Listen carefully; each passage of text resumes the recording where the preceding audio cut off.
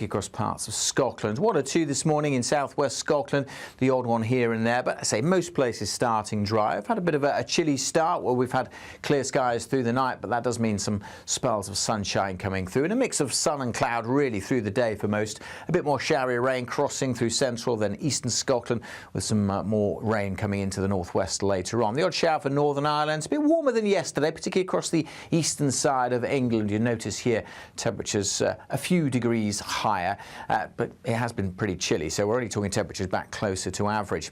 We'll see more showery rain coming in across the Highlands and the Western Isles through the afternoon. Always the potential for further showers too on the east coast of Scotland and through the central belt, and things turning a bit more showery this afternoon for Northern Ireland. For most of England and Wales though, it's looking dry. The odd heavy shower possible over North Wales, perhaps even northwest England, but any showers elsewhere, say, very few and far between. And as I said, perhaps feeling a little bit warmer than it did yesterday. Temperatures will drop away overnight where we've got the clear skies, and we have more cloud coming into Scotland with further outbreaks of rain trickling in here. The odd shower again for Northern Ireland, North Wales, northwest England, but most of England and Wales having a dry night. Again, where we've got clear skies, temperatures will fall away, potentially not far off freezing to start Friday, but for many it will be quite a cloudy start, that cloud helping to keep the temperatures up. And then again tomorrow it'll be a largely dry, bright day, some sunny spells, but perhaps a greater chance of seeing some showers breaking out across the south as we go through Friday afternoon. Again, some outbreaks of rain across Scotland, but looking a bit drier in the far northwest as well. Looking a bit chillier here, though, only single digits elsewhere with some sunny spells, the mid to maybe even high teens. Expect warm spells with the odd rude interruption. Box Boilers sponsors the weather on GB News.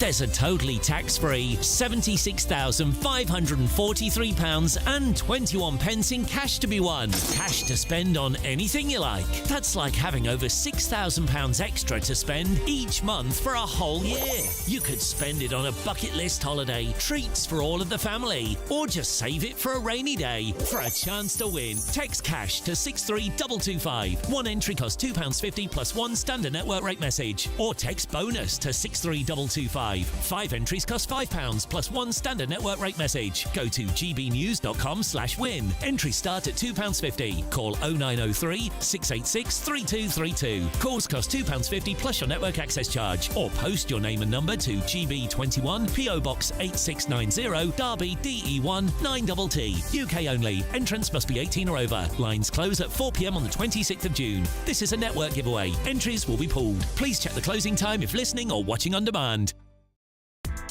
Join me, Nana Akua, for an informative, interactive news programme with a difference. It's fun. No, he didn't say that, Dave.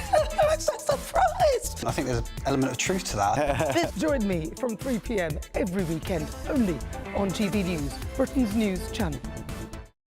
Hi, I'm Michelle Dewberry, and my show is your opportunity to cut through all the noise and dive in headfirst to some robust debates. Ideas clash. Situation, isn't it? Because the failure is... You're deliberately avoiding my point. Nothing's held back. And if you think this is the end of it, wait for more. And we do not shy away from the difficult stuff. Sometimes I want to shake people and say, if only you understood.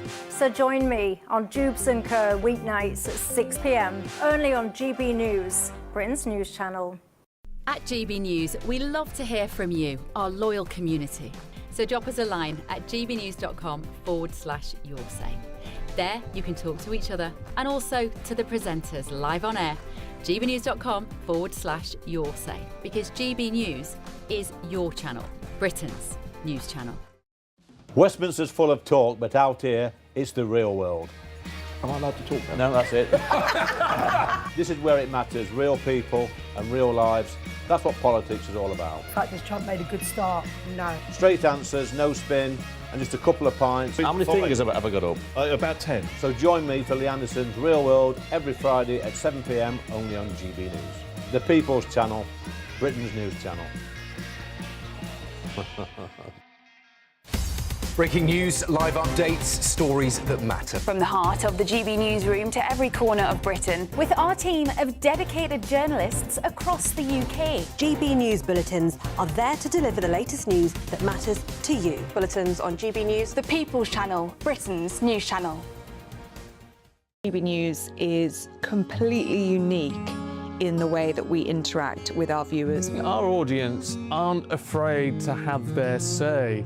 They want their voices heard now, and they've got a channel where that can happen. I find more and more as I'm wandering around, people come up to me and they say, "We saw you on television." I say, "Oh yes, on what?"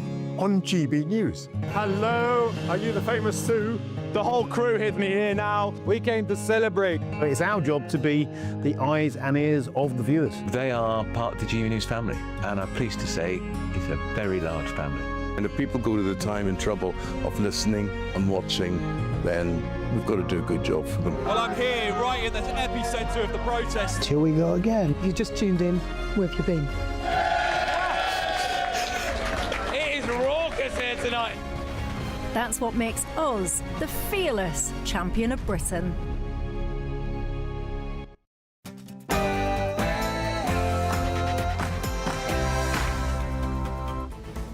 Good afternoon, Britain. Happy Election Day. It's 12 o'clock on Thursday, the 7th of May.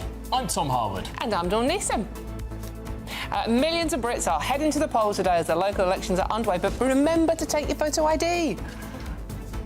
Meanwhile, 2 British people on board the virus-hit cruise ship have been told to self-isolate after returning to Britain as the boat is en route to Tenerife. They want to make a deal. We've had very good talks over the last 24 hours. And the peace deal is on, off, on, off. Could this finally be the time it's reached as Donald Trump says he's had very good talks with Iran again? It all comes as the Secretary of State of the United States, Marco Rubio, meets with Pope Leo at the Vatican today, as Rubio wants to heal the rift between Donald Trump and the Pope. And 3 in 5 Brits fear what? Yeah, being wrongly caught out by Big Brother facial recognition tech. Are we turning into a surveillance state? The man is a legend. He's the only, well, the most caring person about the world that exists, I think. Absolute icon. He's a legend. He needs to be cherished. Absolutely. So happy birthday, David. And national treasure David Attenborough celebrates his 100th birthday tomorrow. We want to know, what does he mean to you?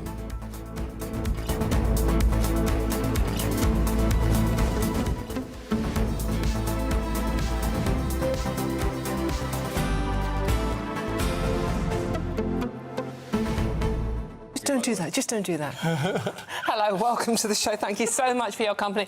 Honestly, I've got Tom and Charlie in the studio with me, and already Charlie Peters is here. Charlie Peters is here with me. What a treat! What a range! Here, Charlie? Yeah. I'm a reporter, and occasionally there's stories to report on. Oh, I see. I see. Yeah. I was just wondering why we had you sitting in here quite so early. Right. Well, I like to be prepared. We like to do my bit. Braced, yeah. Unlike you, Tom, I don't turn up 5 seconds before. Oh, but there was a reason, and it's kind of linked to David Attenborough, isn't it? Because it's to do with viruses. Viruses. Well, we want to know, are you concerned about hantavirus? I mean, it does sound like it's an incredibly scary, you know what? Can we just... transmissible... No. Can we just stop this, right? Stop.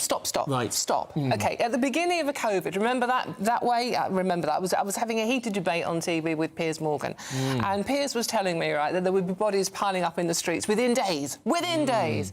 Obviously, there wasn't. So I think we should just simply stop scaremongering people with all these kind of stories.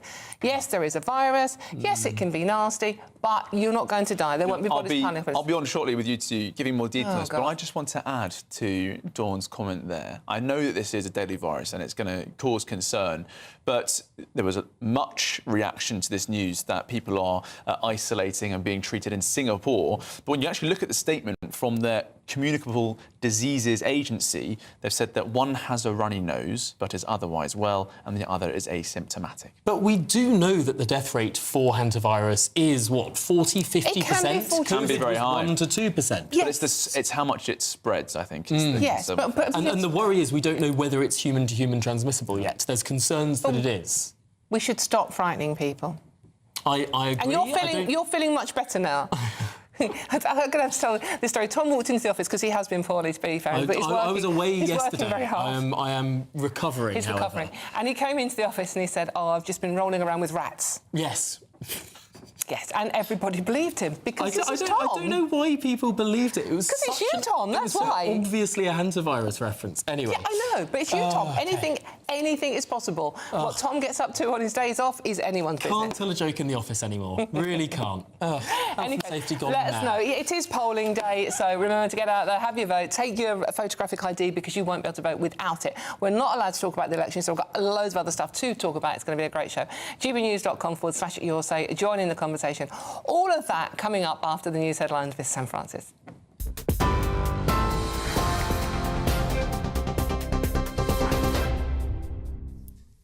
Very good afternoon to you, just after midday. Well, voters are heading to the polls across England today in one of the biggest electoral tests of the year. Elections are taking place in more than 5,000 council seats and 6 directly elected mayors. Almost 25,000 candidates are standing across 136 English local authorities. Polls close at 10 o'clock tonight, but not all counts will begin straight away. Results are expected to start coming in from the early hours of tomorrow morning and continue into Saturday evening. Wales is also voting today under the biggest change to the Senedd since it was created. The number of members is increasing from 60 to 96. Instead of the previous mix of local constituency and regional members, Wales is now split into 16 larger constituencies. Each one will elect 6 members. The changes follow reforms agreed after the Welsh Westminster seats were reduced. Supporters say the new system gives the Senedd more capacity, but critics have questioned the scale of the expansion.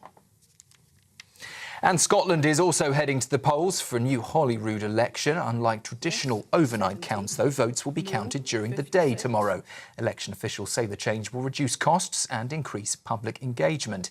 It follows a daytime count at the last Scottish election, which was held under COVID restrictions. The election also marks the end of Nicola Sturgeon's time as MSP after she confirmed she will not be seeking re-election.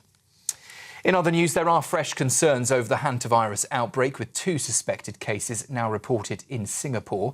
Both people are isolating while doctors there carry out tests to confirm whether they have the virus. It comes after the outbreak on board the MV Hondius cruise ship, where 3 people have died. 2 people from Britain who were on board have now returned home. They have no symptoms but are self-isolating as a precaution. More British nationals are expected to disembark when the ship docks in Tenerife. The UK Health Security Agency says at this stage the risk to the public remains very low. Donald Trump claims the war in Iran will be over quickly as hopes grow of a possible diplomatic breakthrough. Reports have suggested the White House believes it could be close to agreeing a 14-point plan aimed at ending the conflict. The president says most people understand his goal of stopping Tehran from developing nuclear weapons. But Iran at this stage has not responded to the latest American proposals, leaving questions over nuclear enrichment, sanctions and the reopening of the Strait of Hormuz. That war in Iran could leave lasting damage to the UK economy, according to new research today. Estimates suggest a prolonged conflict in the Middle East could cost the Treasury up to £8 billion a year through higher debt payments and lower tax revenues. Modelling from the Institute for Public Policy Research suggests inflation could peak at 5.8% in a worst-case scenario, while growth could fall to just 0.3%. The think tank is calling for targeted support from the government, including a temporary energy price cap and a 10p cut to fuel duty. They say acting now could help avoid deeper economic damage later. A serving Metropolitan Police officer and 4 other former Met officers are being investigated for potential misconduct. It relates to the way the force handled reports of sexual abuse involving Mohammed Al-Fayed, the former owner of Harrods. The police watchdog has been investigating the matter since January last year. The case raises fresh questions over whether opportunities were missed to properly examine allegations made against him. Al-Fayed died in 2023 but never faced any criminal charges. And GCSE and A-level exam season is getting underway for students across the country. The main A-level and AS exam period begins from Monday and runs through to the 23rd of June. Key subjects including biology and English are among the first papers, and GCSE exams are also starting with pupils facing several weeks of assessments. Schools and exam boards are urging students to check their individual timetables and plan revision very carefully.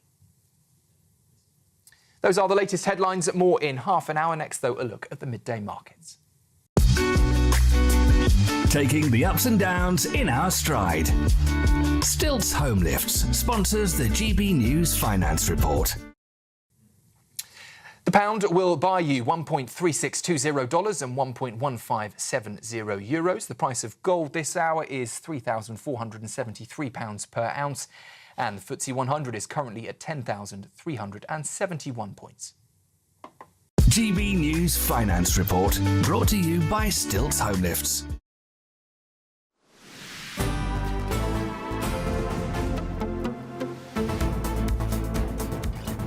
Good afternoon, Britain. It's 9 minutes past 12. And remember, today is polling day, but don't go to vote until the show is over. So at about 3 o'clock, then you can get up off your sofa, head out to that polling station, drop in your ballot. But if you have to go beforehand, remember to take your photo ID. That's very important this time round. That's changed. And you can take your radio, because we're on the radio too. Oh, yeah, you could take us along. Take us to the polling station with you. That would be fun. Yeah, you can listen to us and we'll cheer you up while you're trying to decide. While we stay absolutely apolitical. Not talking about it. Yeah.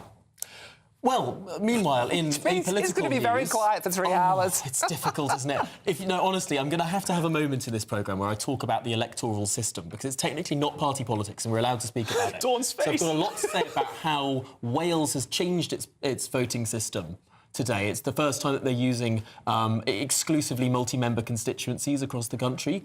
And, of course, Scotland is maintaining the additional member system, apportioned by the d'Hondt method, across both multi-member constituencies, but also single-member constituencies for local representation. Did you enjoy that, Dawn? Brilliant, Tom. That was so brilliantly explained, Tom. I don't know how I got through it without you. I just don't know why we call it the d'Hondt method, because Victor d'Hondt sort of did the maths for it, you know, in the 1890s. But actually, it was Thomas Jefferson who first described it in the 70s. Even Charlie's gone weird. Weirder than normal. There are birds falling out of the trees as you speak. OK. I just needed to get the election out of my system. That's all. Thank you. Shall we get to the news? Yes. Shall we? Two Brits are self-isolating in Britain after being exposed to hantavirus on the MV Hondius cruise ship. Yeah, so far 5 cases of the virus have been confirmed by the World Health Organization and 3 people have sadly died. Well, hantavirus has now reached Singapore, with 2 people suspected of having the deadly disease, currently isolating while being tested by doctors. It's now believed that a Dutch couple who visited a landfill during a bird-watching tour in Argentina may be the source of the outbreak. The ship is currently en route to the Canary Islands, with plans to repatriate passengers showing no symptoms to their home countries. That would include 19 British passengers and 4 British crew members. Well, let's speak to our national reporter, Charlie Peters, who's been following this story. Charlie, this does seem to be spreading. It does, but the messaging we're getting from the experts in the Health Security Agency is that we really needn't worry. And this is the language used by Dr. Meera Chand, who's the Deputy Director for Epidemic and Emerging Infections at the agency, yesterday, saying it's important to reassure people that the risk to the general public remains very low. And there's even more reassuring language today from Professor Robin May, who's the Chief Scientific Officer, who said for the broader public, not directly involved in this cruise ship, he went even further and said the risk here is really negligible. So that's very reassuring for the wider general public. And last night, that language we heard from Dr. Meera Chand, she said that they are standing up arrangements to support, isolate and monitor British nationals from the ship, the 19 and 4 that you just referred to, on their return to the UK, and they're having contact tracing for anyone who may have been in contact with the ship or the hantavirus cases to limit the risk of onwards transmission, which is some of which we've already seen so far. And they also said that 2 people had very kindly agreed to self-isolate for a period of 45 days. So, kindly agree? Well, there we go, Tom. It's not an ordered self-isolation in reaction to what's going on so far. And there's one gentleman who we know has been medically evacuated, Martin Anstey, who's a British crew member. He's been speaking and saying from the hospital that he's doing OK, he's not feeling too bad, and that's been described as a good sign at this stage, of course. But 2 British nationals who had left the cruise ship earlier on its course and then returned to Britain before the outbreak was detected, they've been contacted. There's a chance they may have been exposed, so they have very kindly agreed to self-isolate for the next period of time. So that same process will apply to other British nationals on board when they get back. That's what's likely to take place for 45 days. I mean, that's longer, I think, than most people would have expected. It is quite a long time, isn't it? But this isn't a new virus, is it, Charlie? We've seen outbreaks in South America several times, so it's not like it's sort of like COVID, which was new and very scary and we didn't know what we're dealing with. This has been around for a long, long time. That's right, and it's the Andes variant of the hantavirus. It has been shown to have spreading events previously in South America. It can cause severe and often that fatal lung disease known as hantavirus pulmonary syndrome, and that's why you do have that higher death rate and the tragic circumstances we've seen aboard that cruise ship as it makes its way towards Europe. It is also found in Europe and Asia. It can cause a hemorrhagic fever as well, so the potential effects of it are severe, and the Andes strain has been studied very intently, and that's how the UK HSA and other bodies know so much about it, because it is such a severe disease. There are global efforts at the moment to develop a vaccine against it, but it's not a virus that spreads easily between humans. That's the really reassuring piece on this, and I suppose it's very bad luck, in a sense, that this spreading has happened on a cruise ship, which are well known for being petri dishes of disease. And a major problem that all the health security agencies around the world will have is that people on that ship will be at particular risk because of how quickly things can spread once in those sorts of conditions. Indeed. It does seem very strange that this is still sort of a voluntary option for people who have been on board this ship, where we know that there have been deaths. It's up to them whether they self-isolate or not. I mean, does that sound like the Health Security Agency, which has been under a lot of criticism in the past for its focus on things like how much sugar we all eat rather than communicable diseases? Are they taking it seriously enough? I'm sure they are, based on the 45 days for those who will quarantine, be. Really? You know more about these things. Well, than me, I mean, just to be pernickety about it, please. The word quarantine, of course, comes from Venice, yes, and it meant it came from the Venetian Italian quaranta giorni, which was 40 days, because the ships coming into Venice, often carrying the bubonic plague from rats, would have to stay in the harbour for 40 days before the Venetians would allow them to dock and unload, because otherwise they would spread plague. No, it's fine. So, I'll get through it. There is nothing new under the sun. Anyone else? OK, thank you. Very useful, very good information. What I can tell you is that the spread of the hantavirus is low. It's, I think, perhaps what the Health Security Agency will be considering when they discuss this, when they look at previous outbreaks, that casual contact spread is very low. It's very, very hard to get. Virus is highly likely to relinquish itself in the coming weeks. Yeah. Just quickly and finally on this story, we went climbing in South America, in the Andes, in Argentina. You and Charlie? Yeah, me and Charlie, obviously. Charlie was a baby at the time because it was a long time ago. But we were discussing this then, I remember it then, and the people there were very blasé about it. It's incredibly difficult to catch, so please do not worry. My message? Just stay away from the rats. Well, Charlie Peters, thank you very much indeed. I wasn't calling you a rat, I promise. Oh, it's a horrible sign-off. No. Charlie, thank you for bringing us that story. Now, let's speak to the microbiologist at the University of Bath, Dr. Andrew Preston. Andrew, how concerned should we be? We keep being told it's hard to transmit, and yet there are multiple cases on board this ship. Yeah, I think you've actually covered it in your previous discussion. Obviously, if you're on the ship, you've got a pretty unique set of circumstances. We know that close contact, easy to spread. Outside of those circumstances, there's evidence of person-to-person spread, but it's pretty rare. And, we know all of the people that are going to be at risk. So we're able to track and monitor them. As you say, they've agreed to isolate.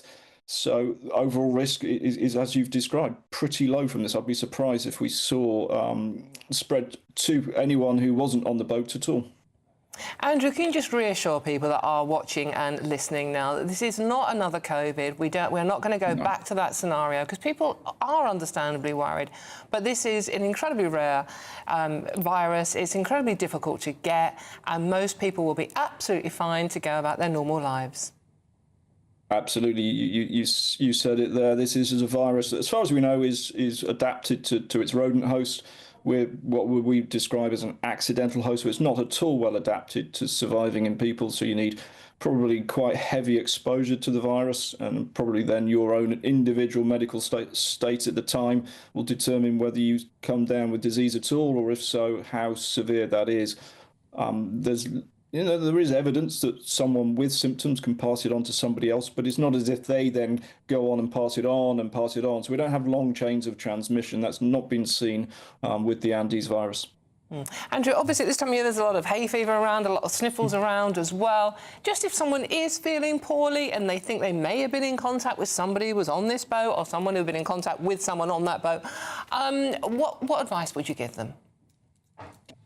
I think it's pretty unlikely that they will be in contact with somebody that's been on the boat, because we know exactly who they are. We know their possible exposure, and we're tracking and asking those guys to self-isolate. So I think that's very rare. But you say, and there's probably plenty of other viruses that have also been on that boat. So I guess in the very unlikely circumstance that someone may think they've come into contact who was exposed to the virus and they start to feel unwell, they need to probably isolate and call whatever the health service number is. I forget the non-emergency one. It's very, very unlikely that that would be the case. So I think, as you say, it's far more likely to be a summer cold, hay fever. That would be 111 from memory. Yes, 111, that's the one. Yes. Andrew Preston, thanks very much indeed, microbiologist at the University of Bath. Thank you. Yeah, OK. Now let's move on, shall we? The other big story today. Israel has attacked Beirut for the first time since it agreed to a ceasefire with the Lebanese armed group Hezbollah. As that happened overnight, President Trump told a journalist there is a very good chance of the Iran war ending. Well, joining us now is the former senior military intelligence officer, Philip Ingram. Philip, where do we stand on this? What's going to happen? Yes, I wish I had a crystal ball in front of me to be able to do that and would take some short sight on it. Donald Trump clearly wants an off-ramp. The Iranians are feeling as if they have got control over the international community and are dictating the pace of what the Americans are doing at the moment. Now, whether this is something that is going to go on much longer, or whether it's going to lead to a peace settlement, I don't know. I'm slightly skeptical because Donald Trump is going to Beijing next Wednesday, and the Iranian foreign minister has just come back from Beijing. So this could all be a little bit of gameplay to set the conditions for that very important meeting before things settle down. The thing that concerns me most about it, Philip, is that Israel seems to have been kept out of all these talks and appear to be scrambling around to find out what on earth is going on while bombing Beirut at the same time. I mean, if Israel are being sort of cut out of the discussions, how likely is some kind of peace deal ever to happen? Well, Israel and the United States went into Iran first of all, but they've been very careful to try and create this clear blue water between what Israel is doing in southern Lebanon against Hezbollah and what Israel and the United States did initially against Iran, and the United States is now leading that. And we've seen that Israel is now not included in what the United States is doing against Iran to try and create that difference. It's Iran that's trying to bring it together, because Hezbollah, who should have been disbanded under United Nations Security Council 1701, which put United Nations peacekeeping troops into southern Lebanon. Hezbollah is an arm of the Iranian Revolutionary Guard Corps. So Iran is trying to keep them together. The United States and Israel are trying to keep them separate. Where that will end up, I'm not sure, but Iran seems to be dictating the pace of what's going on, in the Gulf region itself with regard to the Strait of Hormuz. And just quickly, where does it leave us? We know the French are sending an aircraft carrier out there in preparation for the Strait opening and ships being able to pass again. I mean, do we have anything to send? What part do we play in this? Well, we did have the best capability possible there until January of this year, and it was taken out. So that's our minesweeping capability. We've got unique minesweeping understanding, and we had unique minesweeping capability that not many other nations have. That has been withdrawn. Now, there's some talk that some of the minesweepers that have been brought back and been refurbished and were being donated to the Ukrainians, there's a possibility of a joint British-Ukrainian operation to support a multinational operation, of which the French are the other key leader in it, should the Straits open. But this will need there to be some form of peace agreement, and for Iran to turn around and say that they're not going to attack international shipping. This will merely be a confidence-building presence in the area and to sweep any mines out of the Strait if they're. The UK's got some other capability, HMS Stirling Castle, but that's untested technology that's on it at the moment. OK, thank you so much. That's former Senior Military Intelligence Officer Philip Ingram there. Thank you, Philip. Thank you. Well, this is Good Afternoon Britain on GB News. Lots more still to come on today's programme. Yes, 3 in 5 Brits fear what? Being wrongly caught by Big Brother facial recognition tech. Do you fear being wrongly caught? Well, all of that and more to come. You're with GB News, Britain's news channel.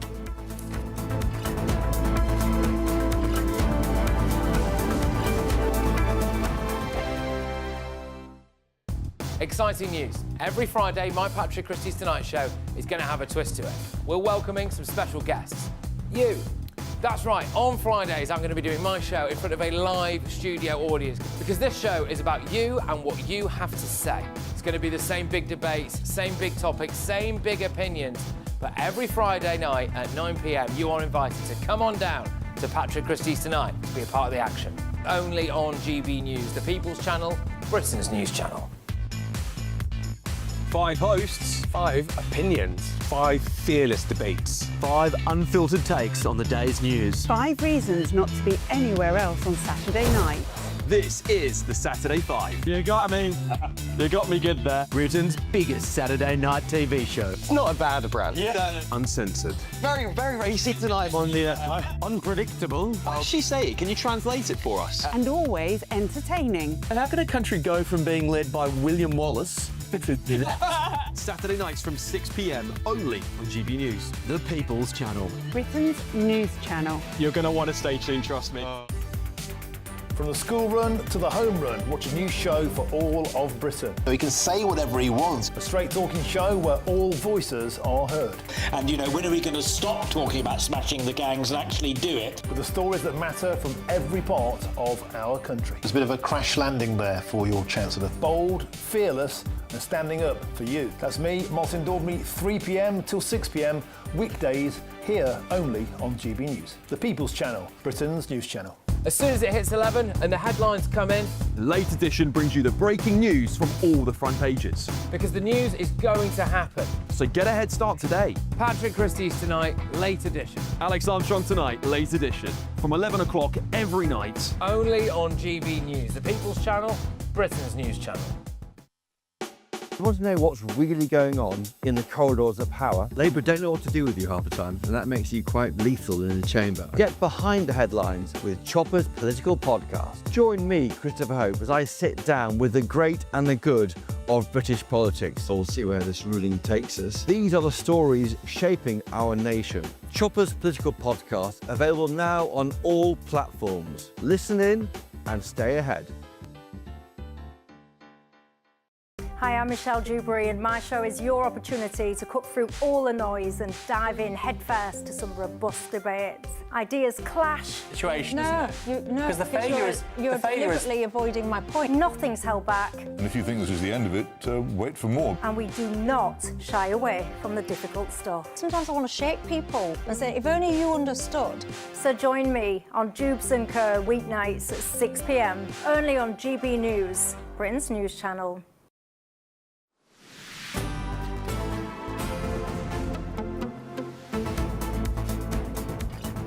Good afternoon, Britain. It's now 27 minutes past midday. OK, yeah, and more than 3 in 5 Brits fear being wrongly implicated by Big Brother facial recognition technology. This is a bombshell new survey. Well, the polling also disclosed that almost 60% of people believe the technology represents a step towards a surveillance state. Let's find out what's going on here. Joining us is former government advisor on cyber security, Andrew Jenkinson. Andrew, what do you make of this poll? Are we right to be worried? I think we've every right to be worried. If you've not seen the Netflix series Person of Interest, you should watch that. The UK is surveying, as is most Western countries, all of the population.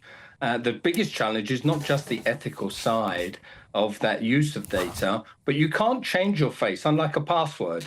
So once that's potentially implicated in a situation, you can't change that. Equally, the biggest challenge as a cybersecurity expert for me is how secure is the data once it's captured, because it's not just facial recognition, it's a lot of other things too. So, Andrew, where are these being used at the moment? Oh, pretty everywhere. Everywhere you see a camera, that camera is potentially an access point for surveillance. That includes even your front door Ring doorbell. That can be, because it's internet connected. Any camera that's internet connected or capturing data, as in the mobile vans that you're showing now, that data will be downloaded onto servers. Those servers need to be secure. And we've done some research this morning since your researcher asked if I'd appear today. And unfortunately, we found lots of problems. So, sorry, just to be clear there, Andrew, if someone has a private Ring doorbell that they have for their own security, this could be used by the government? It could be hacked. I think in America, the FBI actually have contracts with such setups to enable neighborhood watch, yes. Wow. So, Andrew, if I'm just walking down the street, I've just left my house, which has got a Ring doorbell on it. It hasn't. I'm making that up. But to go to my local supermarket, other for doorbells example, with cameras are available. Yeah, exactly, whatever. But, I mean, and I'm filmed on these cameras.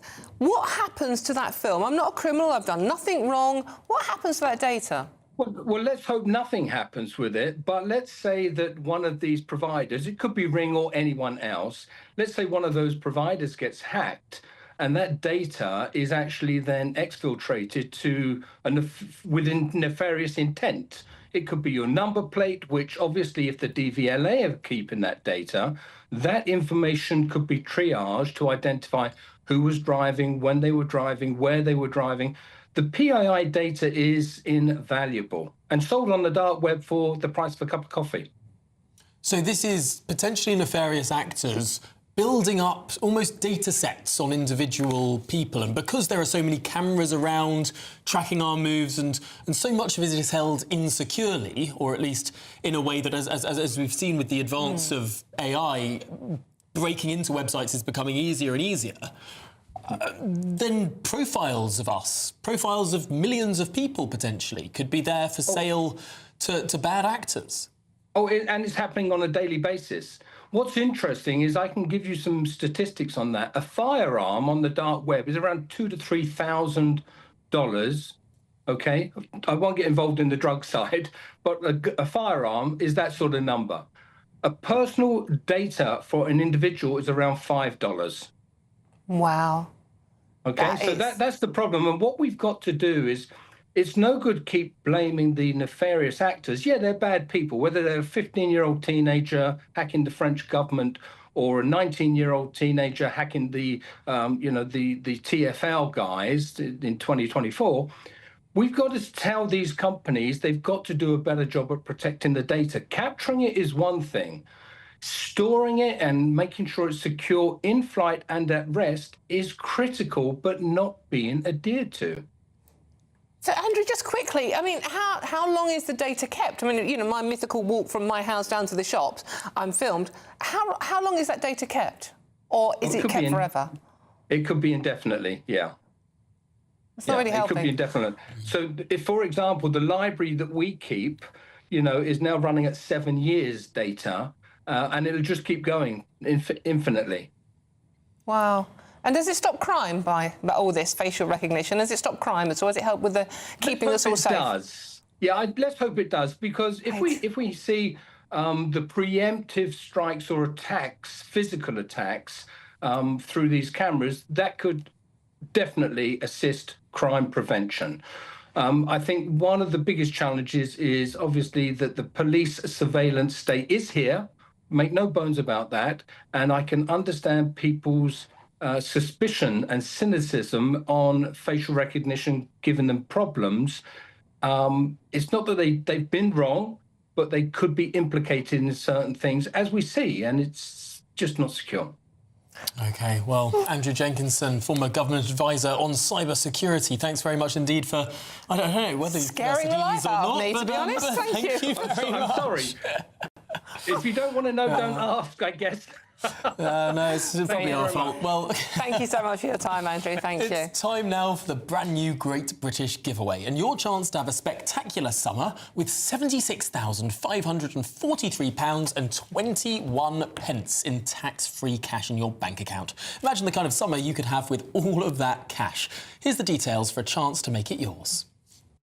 We're counting down to a spectacular summer. It's your chance to win £76,543.21 in totally tax-free cash. A lump sum that you could have in time to splash out with this summer. Imagine all the things you could do with that cash. Give the garden a glow up, max out on a new motor, or just make sure the coming year is your year. And because it's tax-free, you get to keep every single penny for a chance to win £76,543.21 in tax-free cash. Text cash to 63225. One entry costs £2.50 plus one standard network rate message. Or text bonus to 63225. 5 entries cost £5 plus one standard network rate message. Go to gbnews.com/win. Entries start at £2.50. Call 0903 686 3232. Calls cost £2.50 plus your network access charge. Or post your name and number to GB21 PO Box 8690 Derby DE1 9TT.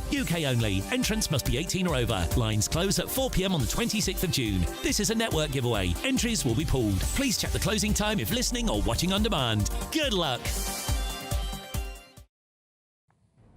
Well, this is Good Afternoon Britain on GB News. Plenty more still to come today. Yes, we are, and lots of you are getting in touch about our David Attenborough.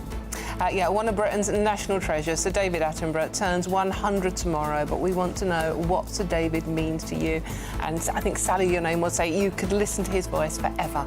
That's going to be nice. Well, that and much more to come after your latest news headlines with Sam.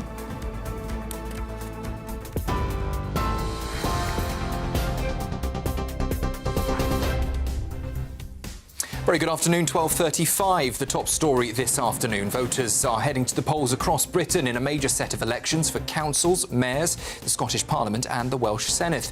In England, more than 5,000 council seats are being contested, along with 6 directly elected mayors. In Scotland and Wales, meanwhile, voters are deciding who will govern their countries, with all seats in the national parliaments being contested. Polls close at 10 o'clock tonight, with results expected to come in from the early hours of tomorrow and continue into the weekend. Fresh concerns over hantavirus after 2 suspected cases have been reported in Singapore. Both people are isolating while doctors carry out tests there. It comes as the UK Health Security Agency says the risk to the British public remains very low. Donald Trump claims the war in Iran will be over quickly. Reports suggest the White House believes it could be close to agreeing a 14-point plan. Iran, though, has not yet responded to the latest American proposals. And that ongoing war could leave lasting damage to the economy here at home and public finances, according to new research. Estimates suggest a prolonged conflict could cost the Treasury up to £8 billion a year. A serving Metropolitan Police officer and 4 former officers are being investigated over their handling of sexual abuse reports involving Mohammed Al-Fayed. The police watchdog is looking at potential misconduct. The former owner of Harrods died in 2023 but never faced any charges. And GCSE and A-level exam season is getting underway today. A-level and AS papers begin next week, with major subjects including biology and English among the first. The main exam period runs until the 23rd of June. Those are the latest headlines. A full roundup with the lunchtime news at 1.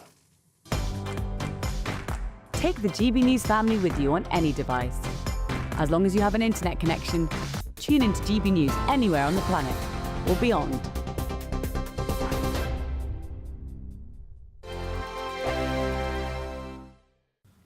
Hello, welcome to your latest weather update from the Met Office here on GB News. A mixture of cloud and sunny intervals through the day today. There are a few showers around, but many places won't see those and stay dry. And for most of us, Still on the cool side, but it is a little warmer than yesterday. High pressure is being edged away by this area of low pressure. This weather front will provide some outbreaks of rain into the Western Isles of Scotland, increasing breeze here. Ahead of that, a few showers in and around Belfast, up through the central belt of Scotland.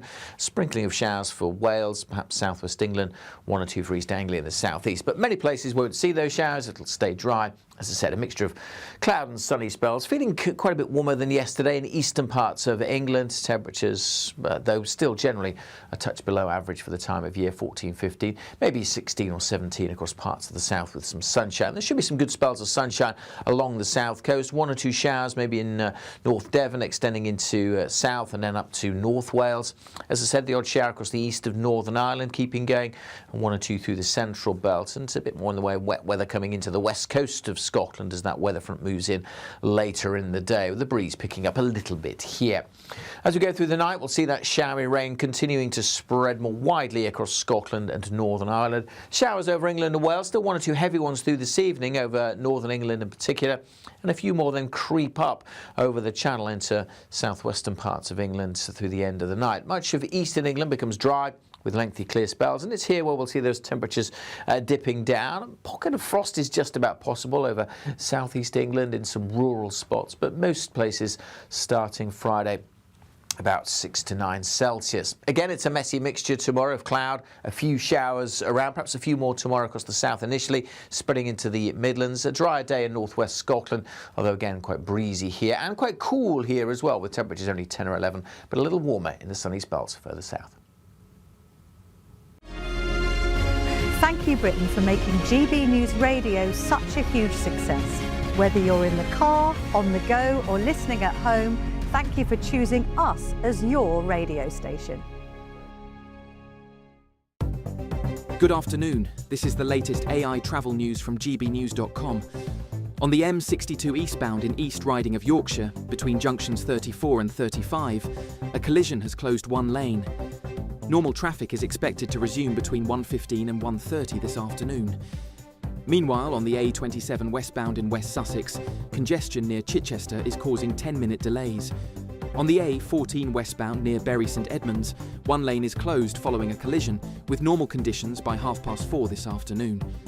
And on the trains, Avanti West Coast has disruption between Wolverhampton and Stafford, with cross-country facing major delays to South of England services.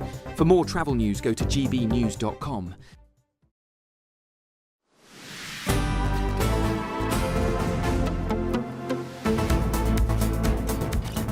Good afternoon, Britain. It's now 20 to 1. OK, and one of Britain's national treasures, no, not Tom, Sir David Attenborough turns 100 tomorrow. Celebrations across the country are taking place as the voice of nature reaches this milestone. Well, our colleagues at GB News have been asking the public what Sir David Attenborough means to them.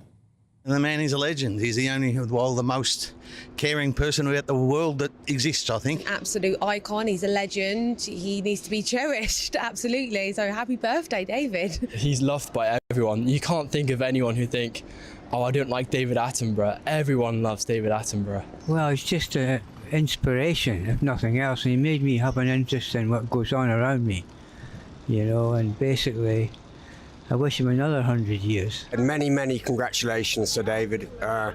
Keep going. You mean a lot to a lot of people. Ah, that's lovely, isn't it? And it is amazing that you watch those programmes and you just instantly escape into a world of nature and go to places that you're never going to go in a million years. And frankly, that he's still making them even in very recent years gone by. I know, I mean, very much so. What an incredible work ethic. Work ethic, yes, indeed. Yeah, absolutely. So, very happy birthday for tomorrow. OK, well, from growing up in Leicester to having one of the most recognisable voices in television, he's taught audiences about the natural world for decades. Our national reporter, Jack Carson, has looked back on his life. Ooh. The enthusiasm, the knowledge, and that voice. Paradisia apoda. Sir David Attenborough has been the face of natural history for decades, and now his love for nature has reached a century.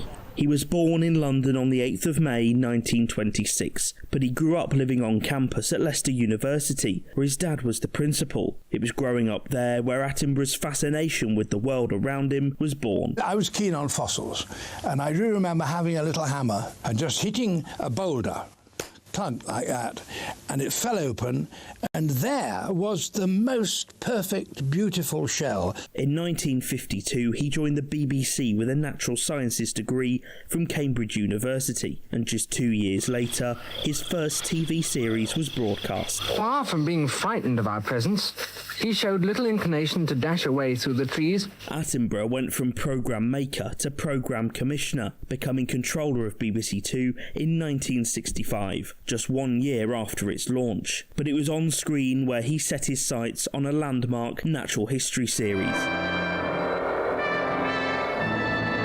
The launch of Life on Earth in 1979 is seen by Attenborough as the turning point in his career. Sometimes they even allow others to join in. There was a weight on my feet, and I had two babies who were about 3 or 4 year old were sitting on my shoes, undoing the shoelaces. And the camera team was way back there waiting for me to say something scientific. From there, Attenborough created series after series. Celebrating his 90th birthday a decade ago, he reflected on his career. I've been singularly fortunate. I can't believe my luck that all the greatest spectacles the natural world has to offer, I've managed to explain to somebody that they ought to be on television, and I was the man to put it there. Throughout his life, Attenborough has upheld the importance of looking after the planet and its species, but the turn of the century saw his narrative change. We're facing a man-made disaster of global scale. Our greatest threat in thousands of years. Climate change. Today, an exhibition at the Natural History Museum provides people the chance to immerse themselves in his life's work. The museum's director, Doug Gurr, describes Attenborough's legacy. First of all, he is, at his heart, just an incomparable storyteller. But actually, when he talks about nature, he's an extraordinary storyteller of something that he cares so deeply and so passionately has done for nearly 100 years. It seems really very unfair that man should have chosen the gorilla to symbolise all that is aggressive and violent. His storytelling and conservation work has won him countless accolades across his career. But it's in the presence of animals where some of his most memorable moments have been. Happy 100th birthday, Sir David Attenborough, the voice of the natural world. Jack Carson, GB News. Well, a very happy birthday to David Attenborough tomorrow. And now, I know a lot of people might be thinking, why are we doing this today? His birthday is tomorrow. Well, tomorrow is just going to be a flood of news about the results of the elections that are happening today. There would be no time for it at all. No. Today is the moment to mark Sir David, because tomorrow we're going to be awash with a tidal wave of politics. Yeah, and you're going to be working like a 12-hour shift, aren't you? 12 hours, Bringing with a mega whiteboard. I'm going to have 5 screens and 1 big screen, and I'm going to be on from 6 a.m. to 6 p.m. through all of the shows. Whenever they want to come to see the map of the results, I'll be the man with the map. It'd be brilliant. I mean, what could possibly go wrong? Tom with 5 whiteboards. I can't get my head around that. Don't worry, I won't be drawing on them. But yeah, I mean, if you are going out to vote, though, just a little public information, please take your photo ID, because many people are forgetting, so... Well, now, airlines, have cut 2 million seats from May's flight schedules as the Iran war continues to drive jet fuel crises. But with the half-term break approaching fast, could your holiday be at risk? Well, we'll be talking about that after we check up on your latest travel weather. Ready to soak up that holiday sunshine? Won't we need some cover? No worries. All sorted. All Clear Travel Insurance sponsors GB News Travel Destinations Forecast. Sunny skies for Sicily on Friday. We're going to see some wet and windy weather heading through Madeira, and that rain will arrive in the Algarve on Friday night. Some wet weather also heading its way across mainland Greece, but most of the Greek islands dry and sunny on Friday. Sunny spells, as I said, for Sicily and Sardinia. Small chance of 1 or 2 showers here, and showery rain spreading into Spain and Portugal. You can see the swirl here, an area of low pressure bringing wet and windy weather to Madeira. That'll spread across Spain and Portugal for Saturday. All Clear Travel Insurance sponsors GB News Travel Destinations Forecast. Do you trust what you're being told? Good, because Because neither do I. Those are just facts. I'm Alex Armstrong, and on my show, we'll expose the spin. Well, I want to answer that because you didn't let me last time, because you always speak over me. The broken promises. To deny that is denying the truth. And the hypocrisy. Needs to stop. You think we can allow? Politics, policy, Parliament. Nothing is off limits. No sugarcoating, no fear of offence, just the truth laid bare. Tune in every Saturday and Sunday at 9 p.m. for Alex Armstrong Tonight, only on GB News, Britain's news channel. This is GB News, Britain's news channel. I have a feeling that an awful lot of people are going to be quite shocked, as I was, reading the first chapter, where you describe so vividly that moment you were playing when your arm, your body, basically gave up on you, and you say in the book where you suddenly realised you were unemployed. You could not play the cello anymore. The thing is, it was just after 10 minutes of a concert started, a 2-hour concert, and I just suddenly lost the power in my bowing arm. So it was like a humiliating and frightening moment. I just couldn't, the audience there, and, you know, I felt I couldn't hold the bow, and it's so embarrassing and just horrible. And I'd never known anything like it. I didn't know what was wrong. I knew it was bad. You know your body. Yes. And, OK, I called my wife in the interval of the concert, and, you know, I'd been working really hard, and she said, oh, you've probably been over practice. But I knew it was more than that. And the next day I had tests on my arm, and things weren't working, and there were no reactions to things. And I had an MRI scan on my neck, and they said there's a nerve that's trapped and is being pressed on by a herniated disc. So I could have had an operation. One surgeon out of 3 agreed to do it, but they said it was very, very risky, and it might not work. So it's not an attractive option. But that's how you start the book. Yes. And I mean, hearing you talk about it now, I do wonder, is that a moment that continues to haunt you? As a musician, I think I've blanked that out of my mind. So, I mean, now you mention it. Sorry, but it's there in the book. Yeah, I mean, it was just a horrible year. GB News, the People's Channel. At GB News, we love to hear from you, our loyal community. So drop us a line at gbnews.com/yoursay. There, you can talk to each other and also to the presenters live on air. gbnews.com/yoursay, because GB News is your channel, Britain's news channel.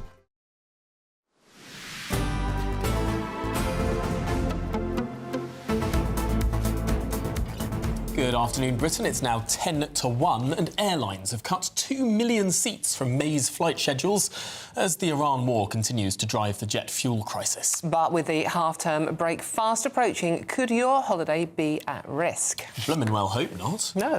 Well, joining us is the travel and aviation expert, Sally Gethin. Sally, I've got a flight out to Spain at the end of this month. Is it still going to fly? Well, I really can't guarantee that for you right here, right now, because what's been happening is airlines are starting to cut back their flights. In the UK, it's quite a small amount, less than 1%. But the flights that are most likely to be cut are the ones where there are very heavy, dense operations, so going to the major gateways, reducing frequency in the first place. And airlines are under obligation to inform passengers as soon as possible. And if that's the case, offer them a refund or a rerouting. But, nobody's really safe with this, actually. It's an extraordinary situation. I've seen a lot of problems in aviation during my career, and running out of jet fuel was something that I don't think anybody really anticipated.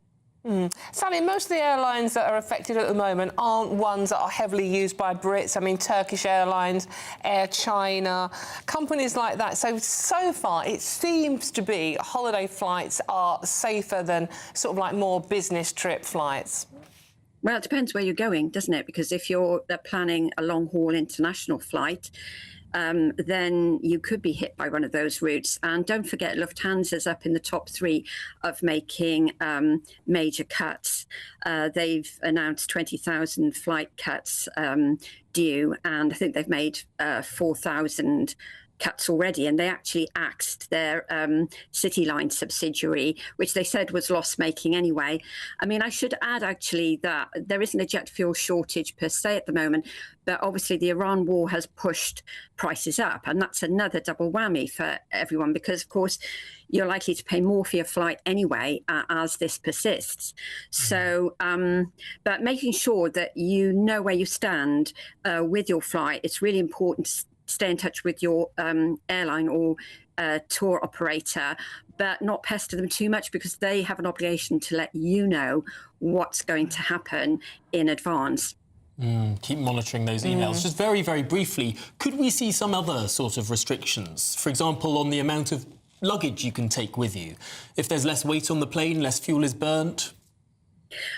Well, I haven't heard of that, and I'm really across this, and I have not heard or been told of that happening. However, I would caution that you travel light as far as possible, because there's a risk, say you've got 2 flights booked, you're connecting in Amsterdam, for example. This happened to me once. You know, my bags went missing. It was a business trip. I landed up in Seattle with absolutely nothing to wear. Had to go down to Dress for Less at the last minute. Not what you want to have. Well, yeah, Sally Geffen, thanks indeed for joining us. I'm afraid we're going to have to leave it there, end of the hour, but thank you indeed. And Thank you very much, Sally. That everyone's flights get to take off. Especially yours. This is Good Afternoon Britain on GB News. Lots more after the weather. Expect warm spells with the odd rude interruption. Box Boilers sponsors the weather on GB News. Hello, welcome to your latest weather update from the Met Office here on GB News. A mixture of cloud and sunny intervals through the day today. There are a few showers around, but many places won't see those and stay dry. And for most of us, still on the cool side, but it is a little warmer than yesterday. High pressure is being edged away by this area of low pressure. This weather front will provide some outbreaks of rain into the Western Isles of Scotland, increasing breeze here. Ahead of that, a few showers in and around Belfast, up through the central belt of Scotland. Sprinkling of showers for Wales, perhaps southwest England, 1 or 2 for East Anglia in the southeast. But many places won't see those showers. It'll stay dry. As I said, a mixture of cloud and sunny spells. Feeling quite a bit warmer than yesterday in eastern parts of England. Temperatures, though still generally a touch below average for the time of year, 14, 15, maybe 16 or 17 across parts of the south with some sunshine. There should be some good spells of sunshine along the south coast. 1 or 2 showers maybe in North Devon, extending into south and then up to North Wales. As I said, the odd shower across the east of Northern Ireland keeping going, and 1 or 2 through the central belt. And it's a bit more in the way of wet weather coming into the west coast of Scotland as that weather front moves in later in the day, with the breeze picking up a little bit here. As we go through the night, we'll see that showery rain continuing to spread more widely across Scotland and Northern Ireland. Showers over England and Wales, still 1 or 2 heavy ones through this evening over Northern England in particular, and a few more then creep up over the Channel into southwestern parts of England through the end of the night. Much of eastern England becomes dry with lengthy clear spells, and it's here where we'll see those temperatures dipping down. A pocket of frost is just about possible over southeast England in some rural spots, but most places starting Friday about 6 to 9 Celsius. Again, it's a messy mixture tomorrow of cloud, a few showers around, perhaps a few more tomorrow across the south initially, spreading into the Midlands. A drier day in northwest Scotland, although again quite breezy here and quite cool here as well, with temperatures only 10 or 11, but a little warmer in the sunny spells further south. Expect warm spells with the odd rude interruption. Box Boilers sponsors the weather on GB News. We're counting down to a spectacular summer. It's your chance to win £76,543 and 21 pence in totally tax-free cash. A lump sum that you could have in time to splash out with this summer. And because it's tax-free, you get to keep every single penny. For a chance to win, text cash to 63225. One entry costs £2.50 plus 1 standard network rate message. Or text bonus to 63225. 5 entries cost £5 plus 1 standard network rate message. Go to gbnews.com/win. Entries start at £2.50. Call 0903 686 3232. Calls cost £2.50 plus your network access charge. Or post your name and number to GB21 PO Box 8690 Derby DE1 9TT. UK only. Entrance must be 18 or over. Lines close at 4 p.m. on the 26th of June. This is a network giveaway. Entries will be pooled. Please check the closing time if listening or watching on demand. Bold. They are under no illusion. Ray, are you a human trafficker? Boundless. I've had enough of the nonsense, and I'm not afraid to say it. Don't get us on the BBC. Every weeknight, I tear through the headlines. The smell of gasoline. Should we be worried about it? From Westminster madness to cultural war chaos. What I'm going to do now, they are throwing things out the car as we speak. Get ready, Britain. Here we go. Patrick Christie tonight, weeknights from 9 p.m. only on GB News, Britain's news channel. I've been in Westminster for a long time, but I know that though power may be here, its effect on people's lives is across the whole of the country. We may be where rules are made, but it's where they're implemented that matters. Join me, Jacob Rees-Mogg, for forthright and frank discussion on where Britain has come from, where it's going, and where it will end up. That's State of the Nation, Monday to Thursday, 8 to 9 o'clock. Vox Populi, Vox Day.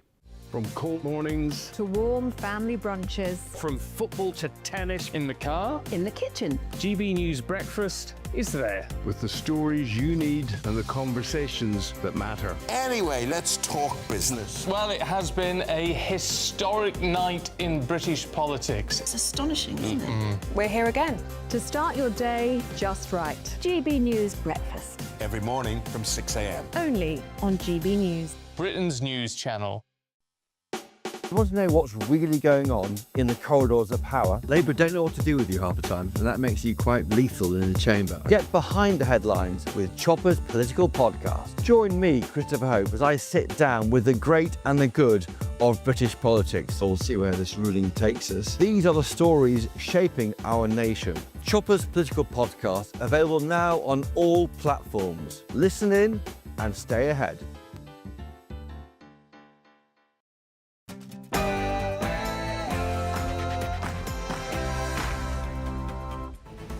Good afternoon, Britain. It's 1 o'clock on Thursday, the 7th of May. I'm Dawn Neeson. And I'm Tom Harwood.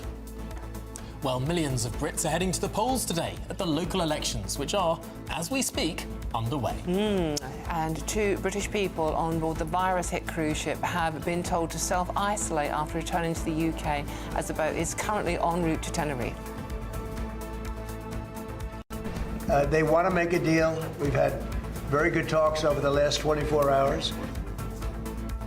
The Iran peace deal is on, off, in, out, shake it all about. Could it finally be the time that it's reached, as Donald Trump says he's had very good talks with the hokey-cokey deal in Iran? And Sussex photo splash. Meghan Markle posts never-seen-before pictures of Prince Archie to mark his 7th birthday. So much for that privacy they wanted then, eh? The man is a legend. He's the only, well, the most caring person about the world that exists, I think. Absolute icon. He's a legend. He needs to be cherished, absolutely. So happy birthday, David. And national treasure David Attenborough celebrates his 100th birthday tomorrow. We want to know, what does he mean to you?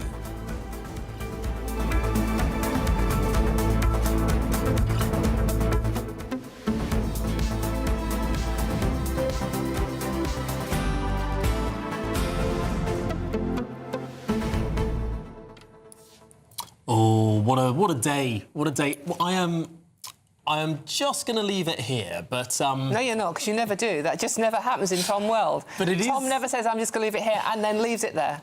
You know what happens. I am legally compelled to leave it here because it is local election day, or indeed national election day if you're in Wales or Scotland.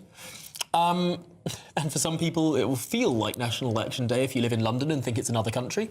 But ultimately, This is a really important set of local elections. We're not going to talk party politics. We can't talk party politics. But my goodness me, we're going to have a lot to say on it tomorrow as those results start to trickle through. Yeah, we have got a huge day here on GB News tomorrow. Most of it will be fronted by Mr. Harwood. No. I'll just be in the corner with the map. He'll be in the corner. We're going to be banished to the corner like the naughty boy in the corner with several boards and maps and a swingometer. We were talking about your swingometer. I don't think we're going to have a swingometer because we now live in a world of five-party politics. And a swingometer works really well if you want to know the swing from one party to another. In a world of two-party politics, as we experienced from 1945 right through until arguably not in 1983, but basically right through until the modern era, until this century, it was very, very simple to do a swingometer. Labour to Tory, Tory to Labour. Well, now you've got Green, Lib Dem, Reform, Labour, Tory, Plaid Cymru, SNP. Like, you've got so many different parties. So many you can't just... How many arms on the swingometer will you have to have? Yeah. It's almost impossible to deliver. Is this your example of leaving it there? Oh, I did say I'd leave it there. Kind of failed miserably on that one. But we have got an amazing day for you. But today we can't talk about it, Tom. We can't talk about it. But yeah, get out, have your vote, and remember photo ID. Yeah. It's new. So many people are forgetting that. But you know, you take your passport, your driving licence, or whatever else has got your picture on it, and then you'll be allowed to vote.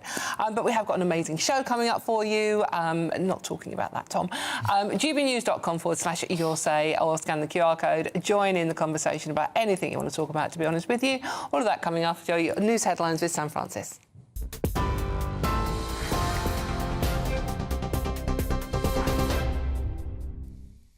Very good afternoon to you. The top story at 1 this lunchtime. Voters are heading to the polls across Britain in a major set of elections for councils, mayors, the Scottish Parliament and the Welsh Senate. In England, more than 5,000 council seats are being contested across 136 local authorities, along with 6 directly elected mayors. Scotland is voting for Holyrood, with votes counted during the day tomorrow rather than overnight, and Wales is also voting under a new Senate system for the first time, with the Parliament there expanding from 60 to 96 members. There are also voting pilots in some parts of England, including shopping centre polling and early in-person voting taking place over the bank holiday weekend. Well, polls close at 10 o'clock tonight, with results expected to come in from the early hours of the morning and continue into the weekend. There are fresh concerns over the Hantavirus outbreak, with 2 suspected cases now reported in Singapore. Both people are isolating while doctors carry out tests to confirm whether they have the virus. It comes after the outbreak on board the MV Hondius cruise ship, where 3 people have died. 2 British people were on board and have now returned home. They have no symptoms, but are self-isolating as a precaution. More British nationals are expected to disembark when the ship docks in Tenerife. The UK's Health Security Agency says at this stage the risk to the public remains very low. Donald Trump has claimed the war in Iran will be over quickly as hopes are growing of a possible diplomatic breakthrough. Reports suggest the White House believes it could be close to agreeing a 14-point plan aimed at ending the conflict. The president says most people understand his goal of stopping Tehran from developing nuclear weapons, but Iran has not yet responded to the latest American proposals. Key questions, though, remain over nuclear enrichment, sanctions and the reopening of the Strait of Hormuz.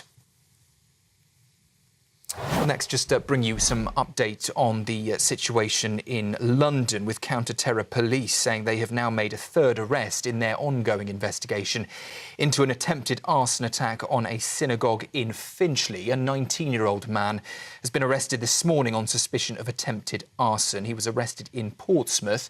The attack happened at a synagogue in Fallowcourt Avenue in the early hours of April the 15th. That's last month. A 38-year-old woman, a 46-year-old man were arrested on the day of the attack. They both remain on bail. Counter-terrorism police say that 30 people have now been arrested across investigations linked to recent arson attacks and incidents in London. We'll have more on that developing story with Charlie Peters later this hour. And I'm that excited. Happy birthday, Sir David Attenborough. Tomorrow, he turns 100 after more than 7 decades, bringing the natural world into our homes. Born on May the 8th, 1926, he's become one of Britain's most loved broadcasters. From the oceans to the rainforests, he has witnessed some of the natural world's greatest wonders and some of its biggest warnings. But what does Sir David mean to the public? Well, my colleagues Tara Goodsell and Grace Wazowski have been out asking the public.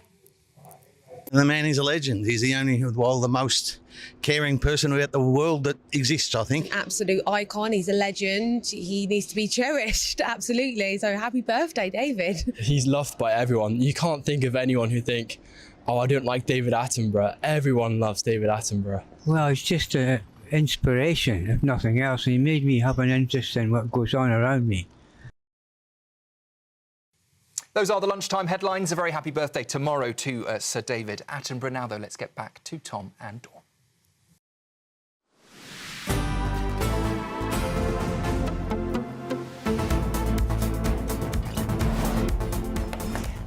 Well, good afternoon, Britain. 7 minutes past 1 is the time, and counter-terror police have made a third arrest into the investigation into an attempted arson attack on a synagogue in Finchley.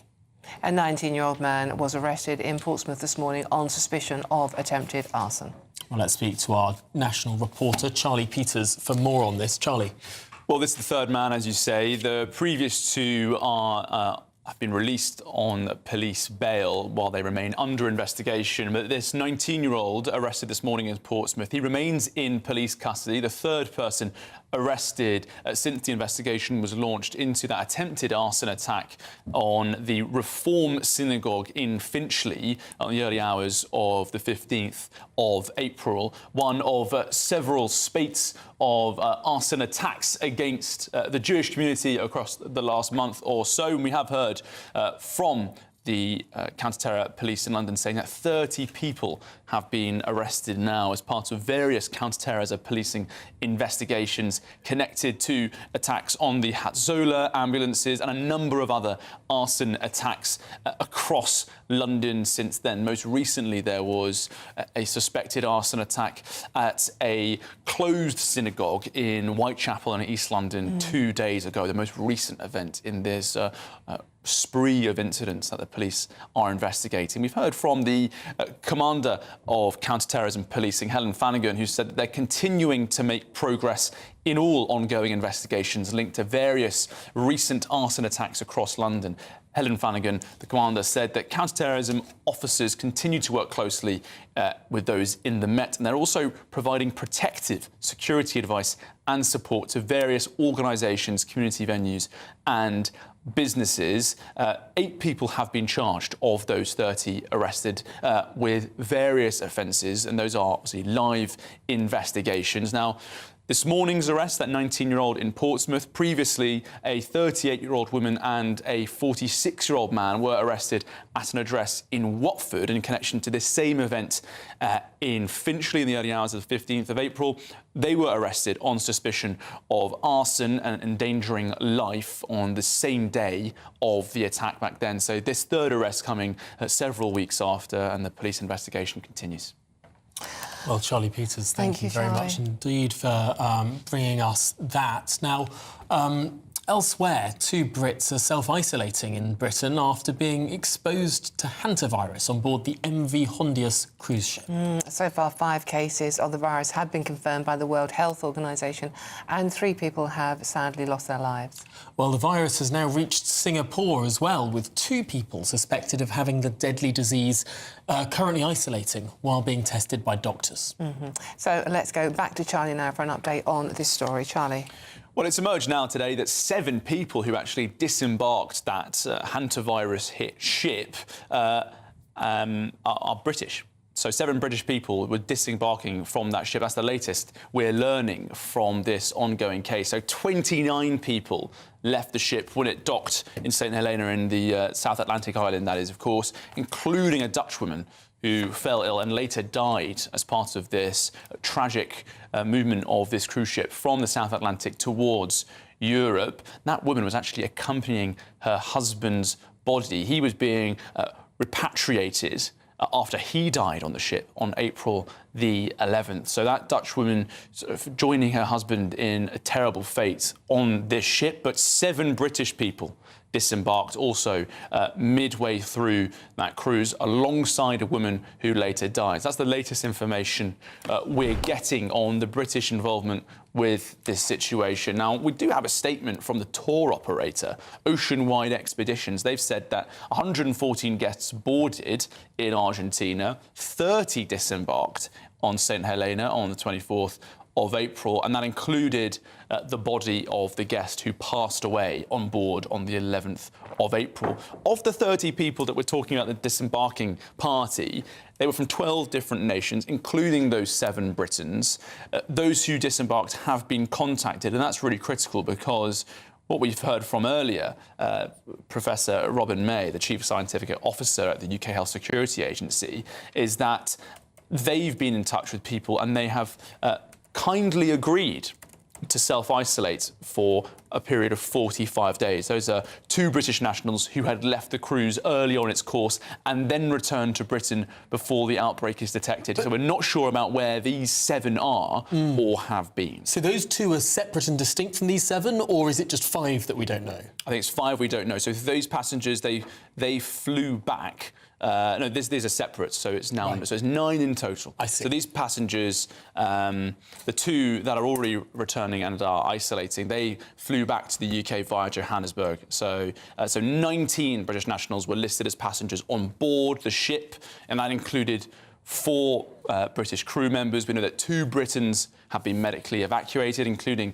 the crew member Martin Anstey, who is receiving specialist medical care in the Netherlands. He landed at Schiphol Airport after being airlifted off the vessel on Wednesday. And we understand that a British passenger was also medically evacuated to South Africa on April the 27th, who's understood to be a 69-year-old man. He's receiving care at a private health facility in Johannesburg. And amid all this alarm, we are receiving cautious messaging from the Health Security Agency saying that, the wider risk to the general public is low. In fact, the language used that it's negligible to the wider public by some in the Health Security Agency.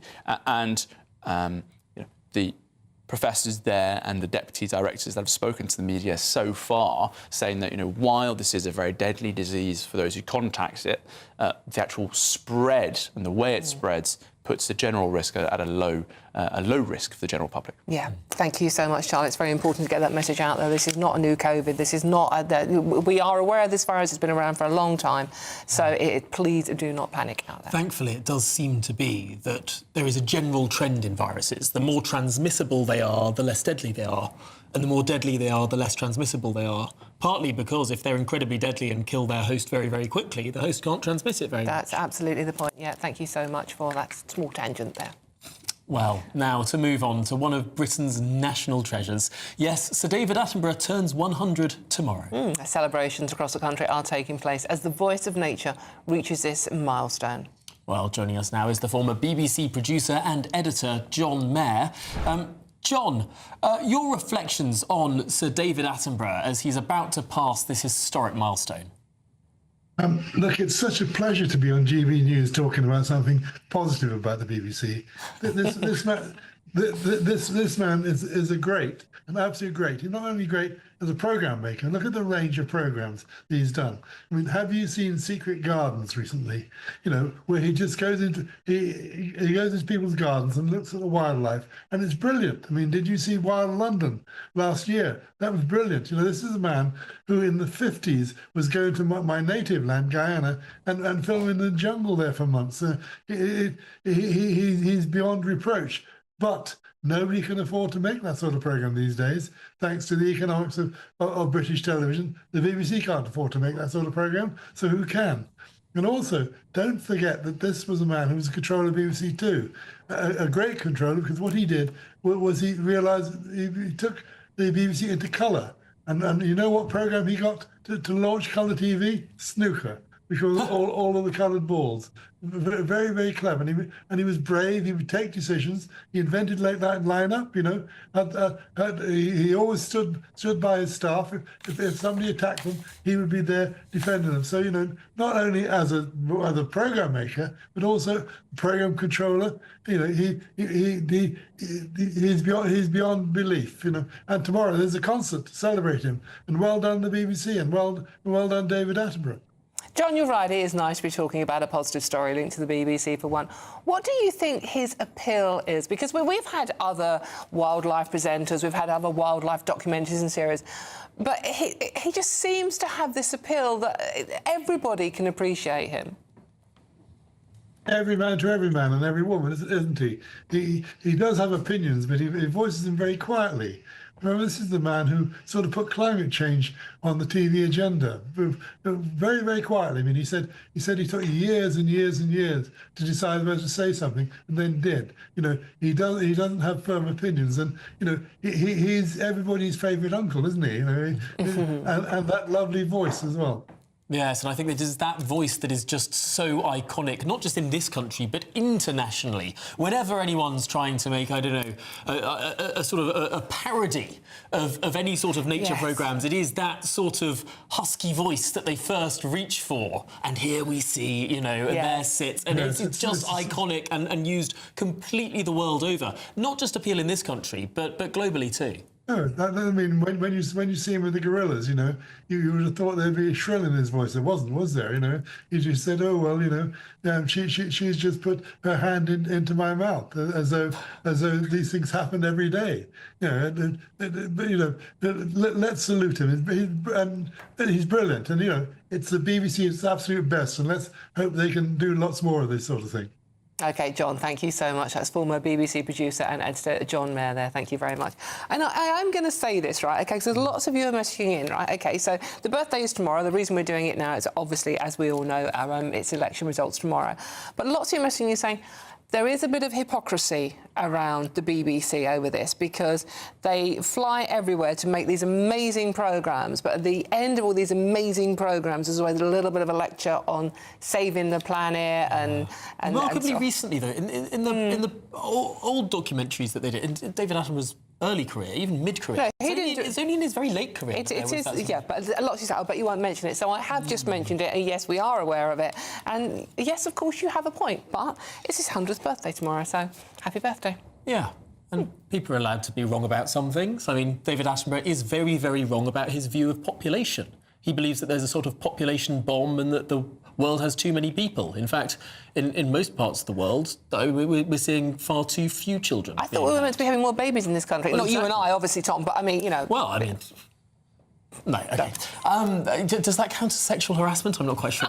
Well, it's now time for our brand new Great British giveaway and your chance to have a spectacular summer with £76,543.21 in tax-free cash in your bank account. Imagine the kind of summer you could have with all that cash. Here's how to win it. We're counting down to a spectacular summer. It's your chance to win £76,543.21 in totally tax-free cash. A lump sum that you could have in time to splash out with this summer. Imagine all the things you could do with that cash. Give the garden a glow up, max out on a new motor, or just make sure the coming year is your year. And because it's tax-free, you get to keep every single penny for a chance to win £76,543.21 in tax-free cash. Text cash to 63225. One entry costs £2.50 plus one standard network rate message. Or text bonus to 63225. 5 entries cost £5 plus one standard network rate message. Go to gbnews.com/win. Entries start at £2.50. Call 0903 686 3232. Calls cost £2.50 plus your network access charge. Or post your name and number to GB21 PO Box 8690 Derby DE1 9TT. UK only. Entrance must be 18 or over. Lines close at 4 p.m. on the 26th of June. This is a network giveaway. Entries will be pulled. Please check the closing time if listening or watching on demand. Good luck.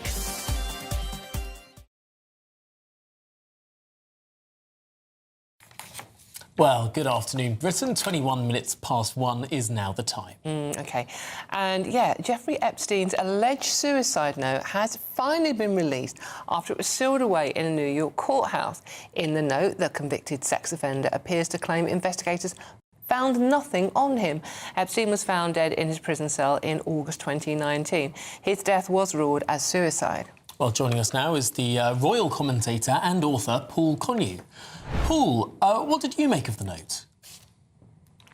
Well, I've been writing about Jeffrey Epstein for years now, and it's the story that never stops producing something new, some new twists. And this one has emerged courtesy of the New York Times, persuading a federal judge to release this note, which is fascinating because what it does do, it rather reinforces that Epstein committed suicide. As you know, there are all rumours, did he commit suicide? Was he killed to actually silence him?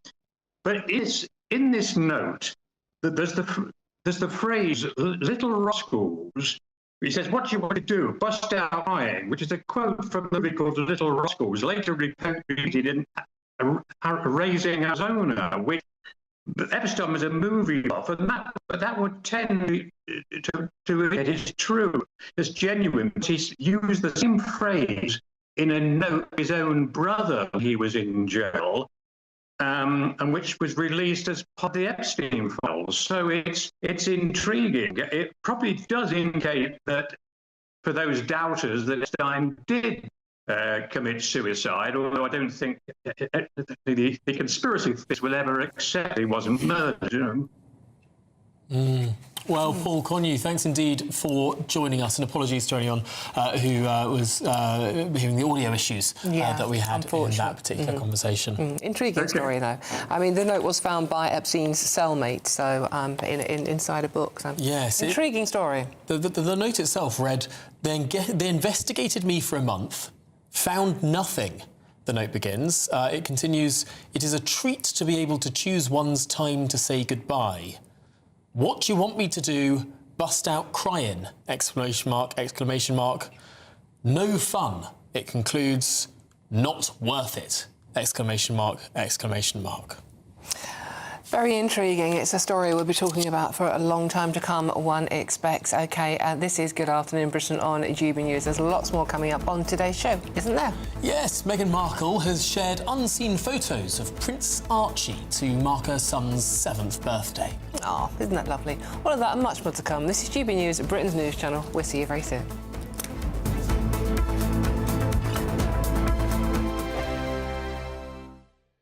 Exciting news. Every Friday, my Patrick Christie's Tonight Show is going to have a twist to it. We're welcoming some special guests. You. That's right, on Fridays, I'm going to be doing my show in front of a live studio audience because this show is about you and what you have to say. It's going to be the same big debates, same big topics, same big opinions. But every Friday night at 9 p.m, you are invited to come on down to Patrick Christie's Tonight to be a part of the action. Only on GB News, the People's Channel, Britain's news channel.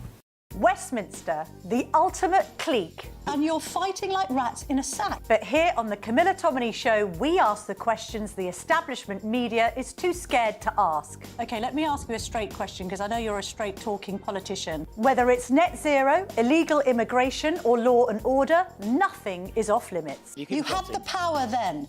Yeah, as I and say, now you've lost it. That's the Camilla Tominey Show, a politics show that's fearless. But no, let me finish my question if you don't mind, because it is my show. Sundays at 9:30, only on GB News, the People's Channel, Britain's news channel. From the school run to the home run, watch a new show for all of Britain. So he can say whatever he wants. A straight talking show where all voices are heard. And, you know, when are we going to stop talking about smashing the gangs and actually do it? With the stories that matter from every part of our country. There's a bit of a crash landing there for your Chancellor. Bold, fearless and standing up for you. That's me, Martin Daubney, 3 p.m. till 6 p.m, weekdays, here only on GB News. The People's Channel, Britain's news channel. As soon as it hits 11 and the headlines come in, the Late Edition brings you the breaking news from all the front pages. Because the news is going to happen. So get a head start today. Patrick Christie's Tonight, Late Edition. Alex Armstrong Tonight, Late Edition. From 11 o'clock every night. Only on GB News, the People's Channel, Britain's news channel. Hi, I'm Michelle Dewberry, and my show is your opportunity to cut through all the noise and dive in headfirst to some robust debates. Ideas clash. Situation, no, isn't it? No, Because the failure is you're deliberately avoiding my point. Nothing's held back, And if you think this is the end of it, wait for more. and we do not shy away from the difficult stuff. Sometimes I want to shake people and say, if only you understood. So join me on Jubes & Co. weeknights at 6 p.m. only on GB News, Britain's news channel. Westminster's full of talk, but out here, it's the real world. Am I allowed to talk then? No, that's it. This is where it matters, real people and real lives. That's what politics is all about. The fact has Trump made a good start? No. Straight answers, no spin, and just a couple of pints. How many fingers have I got up? About 10. So join me for Lee Anderson's Real World every Friday at 7 p.m. only on GB News. The People's Channel, Britain's news channel.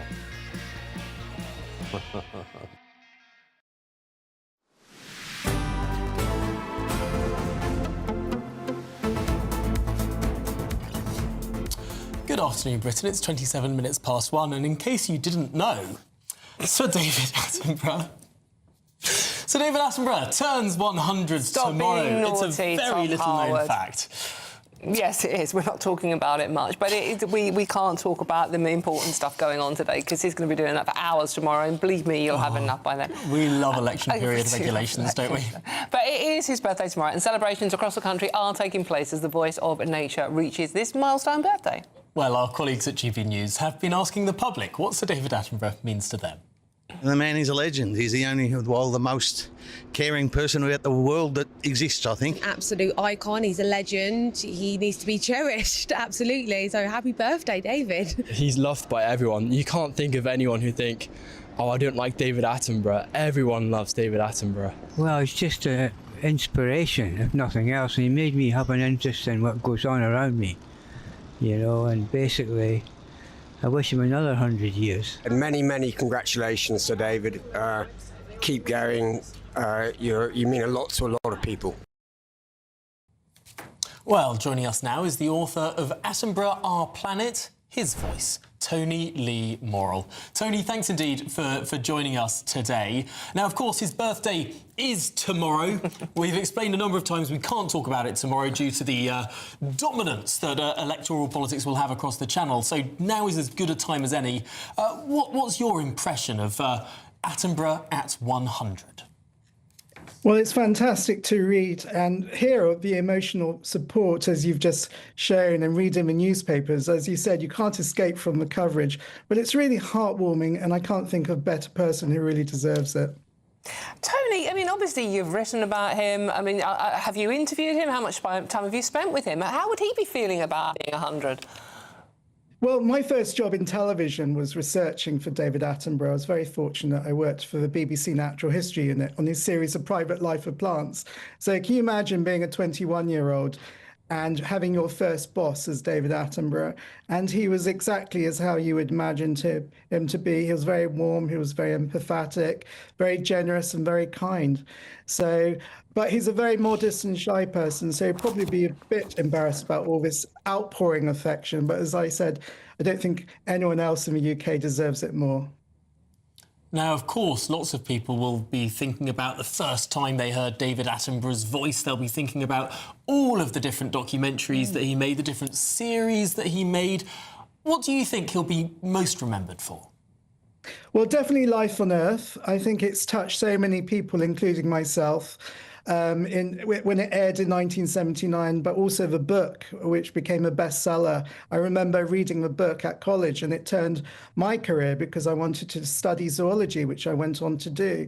But he's inspired so many filmmakers and broadcasters and conservationists and environmentalists, and just the ordinary public can go out in the garden and appreciate nature.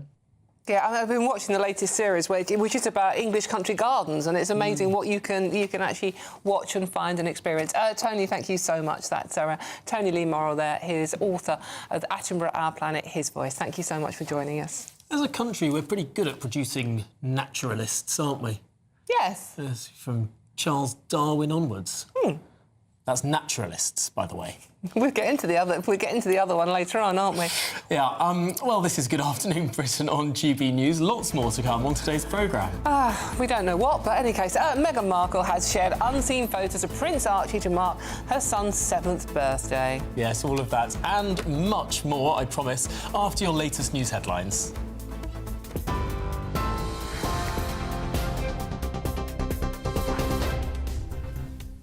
Very good afternoon to you. The top story this lunchtime. Voters are heading to the polls across Britain in a major set of elections for councils, mayors, the Scottish Parliament and the Welsh Senedd.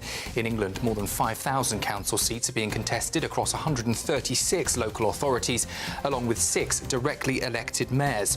In Scotland and Wales, voters are also deciding who will govern their countries. Polls close at 10 o'clock tonight, with results expected to come in from the early hours and continue into the weekend.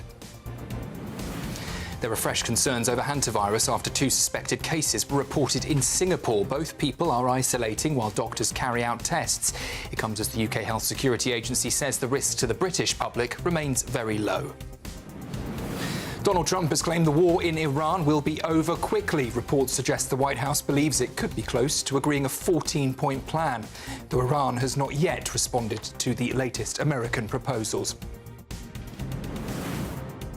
The Iran war could leave lasting damage to the UK economy and public finances, according to new research. Estimates suggest a prolonged conflict could cost the Treasury up to £8 billion a year. A serving Metropolitan Police officer and 4 former officers are being investigated over the handling of sexual abuse reports involving Mohammed Al-Fayed. The police watchdog is looking at potential misconduct. The former owner of Harrods died in 2023, having never faced any charges. And GCSE and A-level exam season is getting underway shortly. A-level and AS papers begin off from Monday, with major subjects including biology and English among the first. The main exam period runs until the 23rd of June. Those are the lunchtime headlines. A full roundup for you at 2. Take the GB News family with you on any device. As long as you have an internet connection, tune into GB News anywhere on the planet or beyond.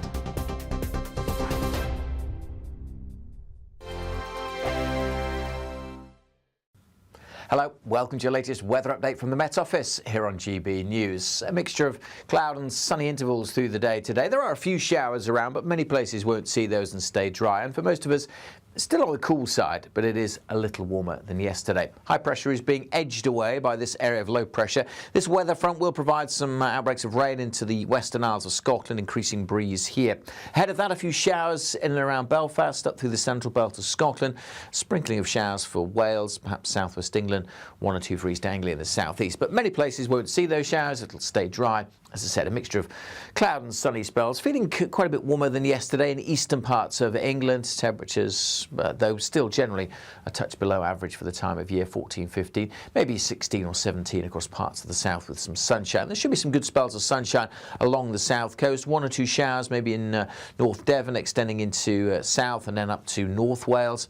As I said, the odd shower across the east of Northern Ireland keeping going, and 1 or 2 through the central belt. And it's a bit more in the way of wet weather coming into the west coast of Scotland as that weather front moves in later in the day, with the breeze picking up a little bit here. As we go through the night, we'll see that showery rain continuing to spread more widely across Scotland and Northern Ireland. Showers over England and Wales, still 1 or 2 heavy ones through this evening over Northern England in particular, and a few more then creep up over the Channel into southwestern parts of England through the end of the night. Much of eastern England becomes dry with lengthy clear spells, and it's here where we'll see those temperatures dipping down. A pocket of frost is just about possible over southeast England in some rural spots, but most places starting Friday about 6 to 9 Celsius. Again, it's a messy mixture tomorrow of cloud, a few showers around, perhaps a few more tomorrow across the south initially, spreading into the Midlands. A drier day in northwest Scotland, although again quite breezy here and quite cool here as well, with temperatures only 10 or 11, but a little warmer in the sunny spells further south. Thank you, Britain, for all of you who listen to GB News Radio. Whether you're at home or on the go, you're making us Britain's news channel and Britain's radio station.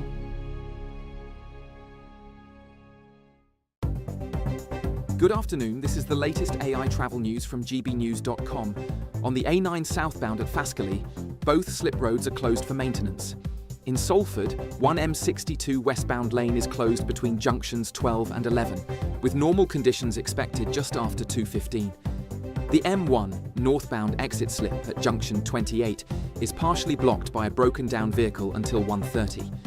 The A14 westbound near Bury St Edmunds is shut following a collision, expected to clear by 5:30. And on the trains, Avanti West Coast services between Wolverhampton and Stafford face disruption, with major cross-country train delays in southern England. For more travel news, go to gbnews.com.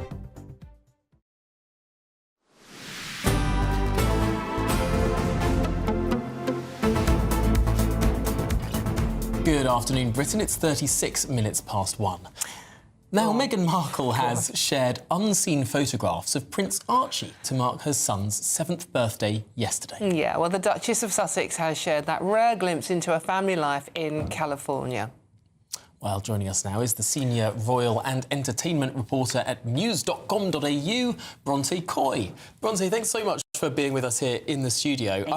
This is an unusual sort of photograph released by Meghan Markle. Well, it's unusual in that you mentioned it was a rare glimpse into their private life. They are becoming slightly less rare since Meghan launched her Instagram account last year. We are seeing more of these pictures on the kids' birthdays. But this particular photo is a photo of Harry with Archie as a newborn. Now, that obviously was taken when they were still living in the UK, so it is a rare glimpse into those early few months when they were fiercely protective of their family's privacy, and they were still at Frogmore Cottage, presumably where that photo has been taken. But then the second slide shows how far they've come, I suppose, when you really look at it, because it's a photo of Archie with his younger sister, and they're at a beach near their new home in Montecito, showing just how different life is from that first slide. I wonder if we can get that second picture up. But while we wait, this is a different sort of... what can we take from this perhaps more public view? Is the privacy era of the Sussexes over, or are we now seeing something that's perhaps more contradictory? Or are they running out of money?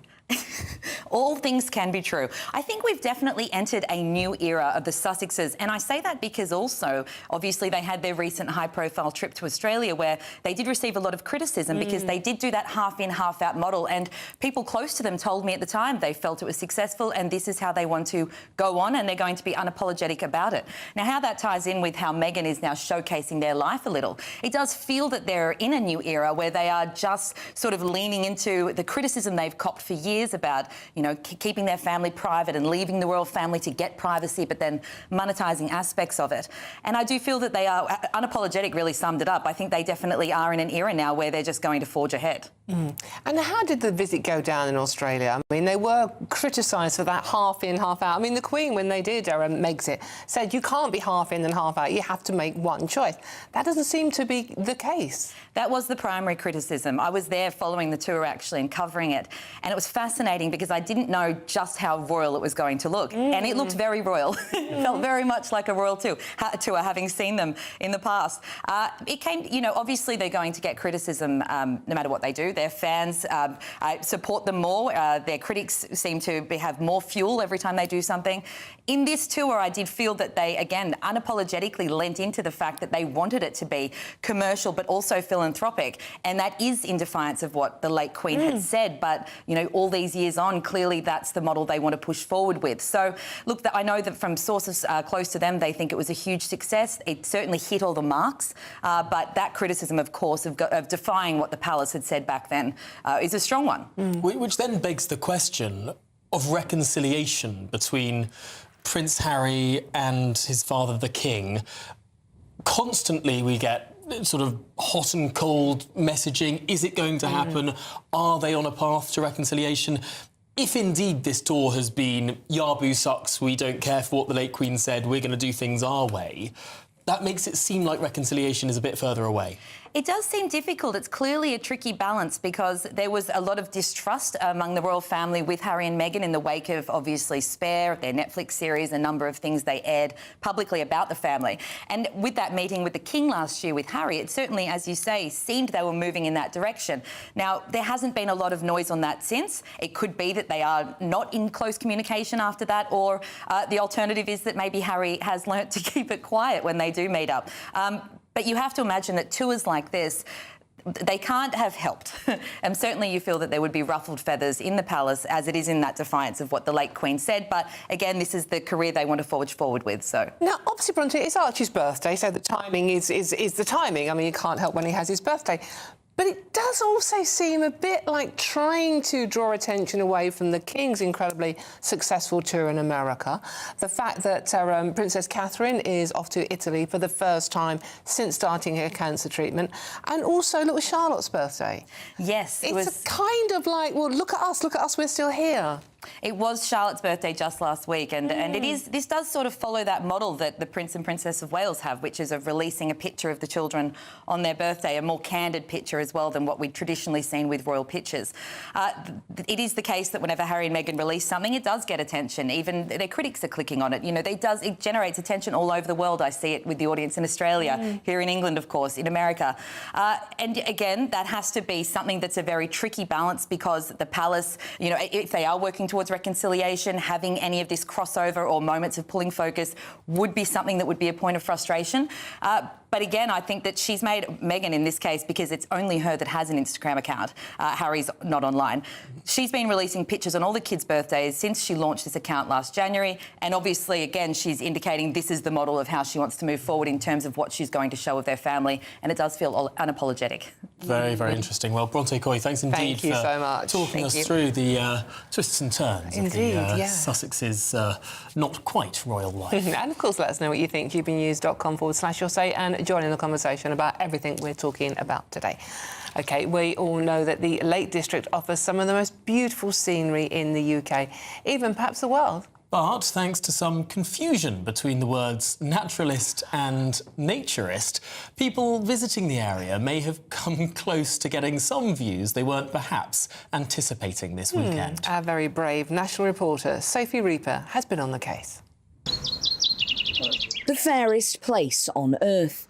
The famous words of William Wordsworth to describe his home of Grasmere in the Lake District, which has just been named by TripAdvisor as the UK's favourite holiday hotspots for this summer. Grasmere is really, as you can see, a beautiful place. It's surrounded by fantastic fells or hills, by a lake. It's a very nice village to visit. It's got plenty of shops. It's got famous Grasmere gingerbread. It's got a beautiful 12th century church. It's just a really nice place to visit and unwind and relax and enjoy.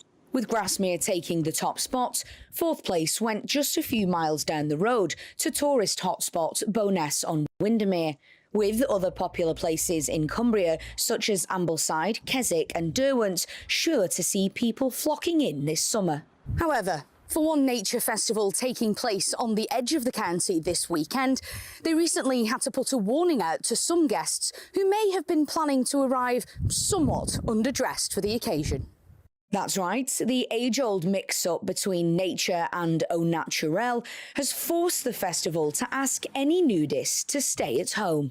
But how many of us would be at risk of getting confused? Are you able to tell me the difference between a naturist and a naturalist? No. No, sorry. No. A naturist is somebody who likes nature and the outdoors, and a naturalist is somebody who doesn't wear clothes. That's actually the other way around. You see?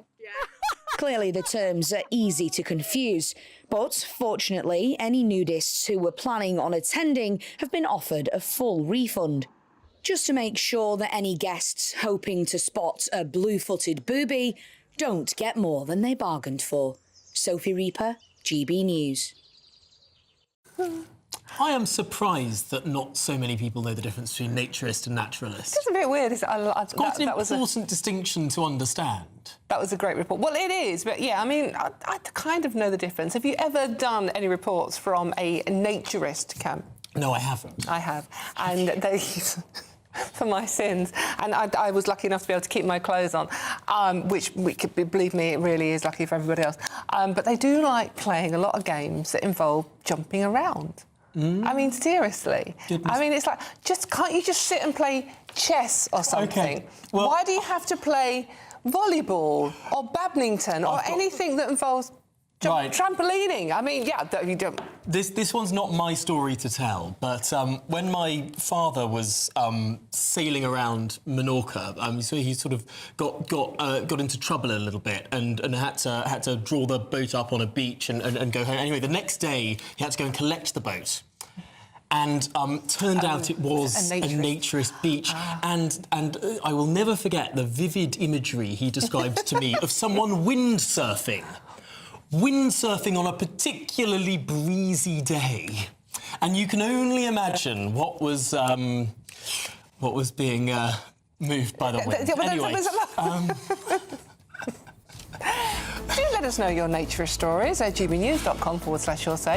Come on, it's election day. Let's have some fun, for God's sakes. Well, this is Good Afternoon Britain on GB News. Lots more still to come. British World War II heroes return to Arnhem, honouring those who paid the ultimate price to free the Netherlands as we look ahead to VE Day tomorrow. But if you're in search of some holiday sunshine, perhaps even to a naturalist beach, or is that a naturist? Naturist. It's a naturist. Don't get it wrong. Here's the forecast.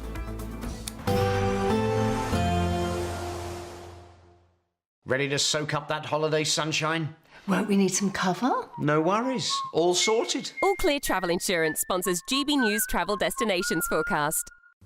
Sunny skies for Sicily on Friday. We're going to see some wet and windy weather heading through Madeira, and that rain will arrive in the Algarve on Friday night. Some wet weather also heading its way across mainland Greece, but most of the Greek islands dry and sunny on Friday. Sunny spells, as I said, for Sicily and Sardinia. Small chance of 1 or 2 showers here, and showery rain spreading into Spain and Portugal. You can see the swirl here, an area of low pressure bringing wet and windy weather to Madeira. That'll spread across Spain and Portugal for Saturday.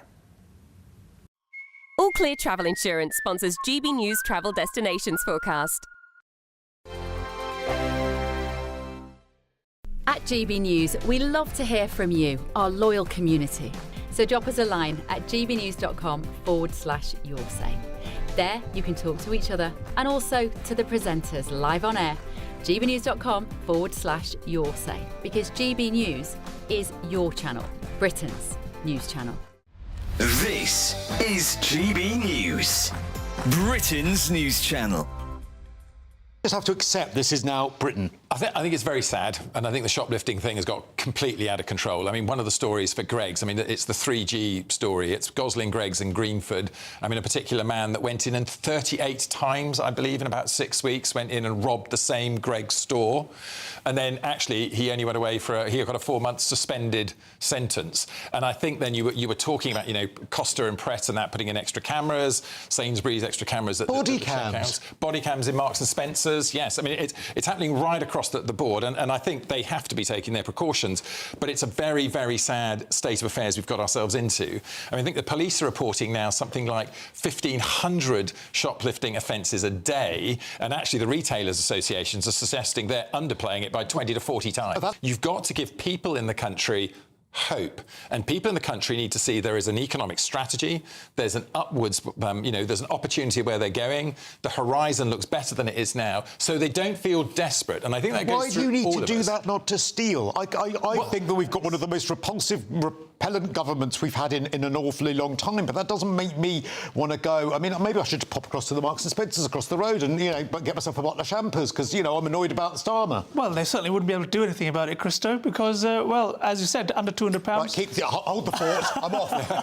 I'm off to get us a little bit of champers. That'll be lovely this afternoon in the sunshine. Isn't it a real indictment of where we find ourselves in Britain today, Christo, that we've gone from this high-trust, low-crime society that, you can only feel nostalgic about now, watching old YouTube videos about London of yore, where, people would walk past, pick up a newspaper and just drop in the tuppence that they needed to pay for it. GB News, the People's Channel.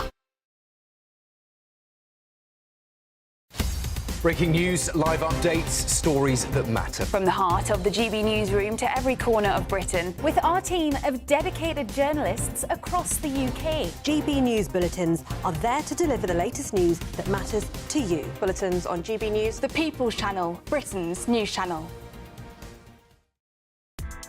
Join me, Nana Akua, for an informative, interactive news programme with a difference. It's fun. No, he didn't say that, Dave. I'm so surprised. I think there's an element of truth to that. Join me from 3 p.m. every weekend, only on GB News, Britain's news channel.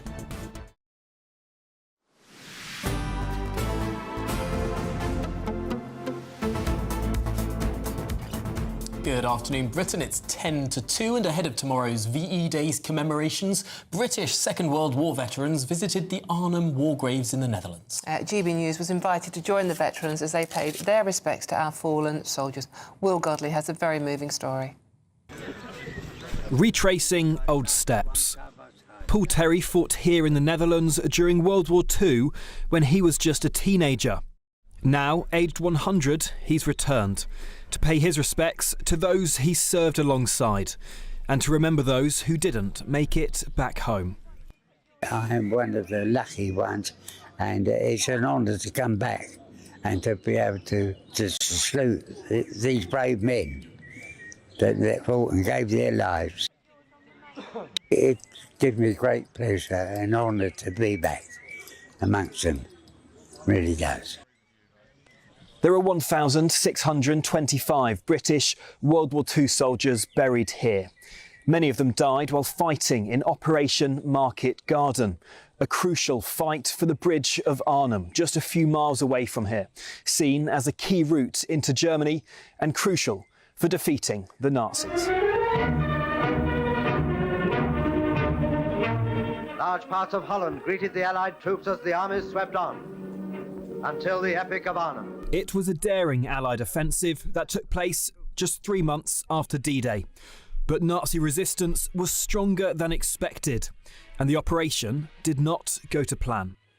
It was rather nasty, actually. We were told exactly what we were going to do, and evidently the information our people got was wrong. I got out of my trench, and within 2 minutes I was blown back into the trench by an 88 shell. I looked at him and I shouted out, "I've been hit, I've been hit." And I looked at my leg and there's a big hole in it. And I thought, God, look at all those bones all crushed in there. But it wasn't the bone, it was the barks of the tree. And it hadn't have been for the trees, I don't think I would have survived it. So I was very fortunate. God must have been with me. The British World War II veterans are brought here by the taxi charity for military veterans. They've driven them here from England in black cabs. It's important for remembrance and to learn the stories of the people, of the veterans that were there. It's a generation you're never going to see again, the people we owe so much to. So for me, just to bring them here is just a small way of saying thank you. At the Airborne Division's own cemetery, Holland and Britain joined in a more personal tribute, visiting the resting places so long tended with loving care. Remembrance events at the Arnhem war graves have taken place for the last 81 years. But for Jeff Roberts, this week's visit is especially emotional. His old best friend, Leonard Plummer, is buried here. They served alongside each other, and this visit gives him another chance to salute goodbye. Will Godley, GB News, Arnhem.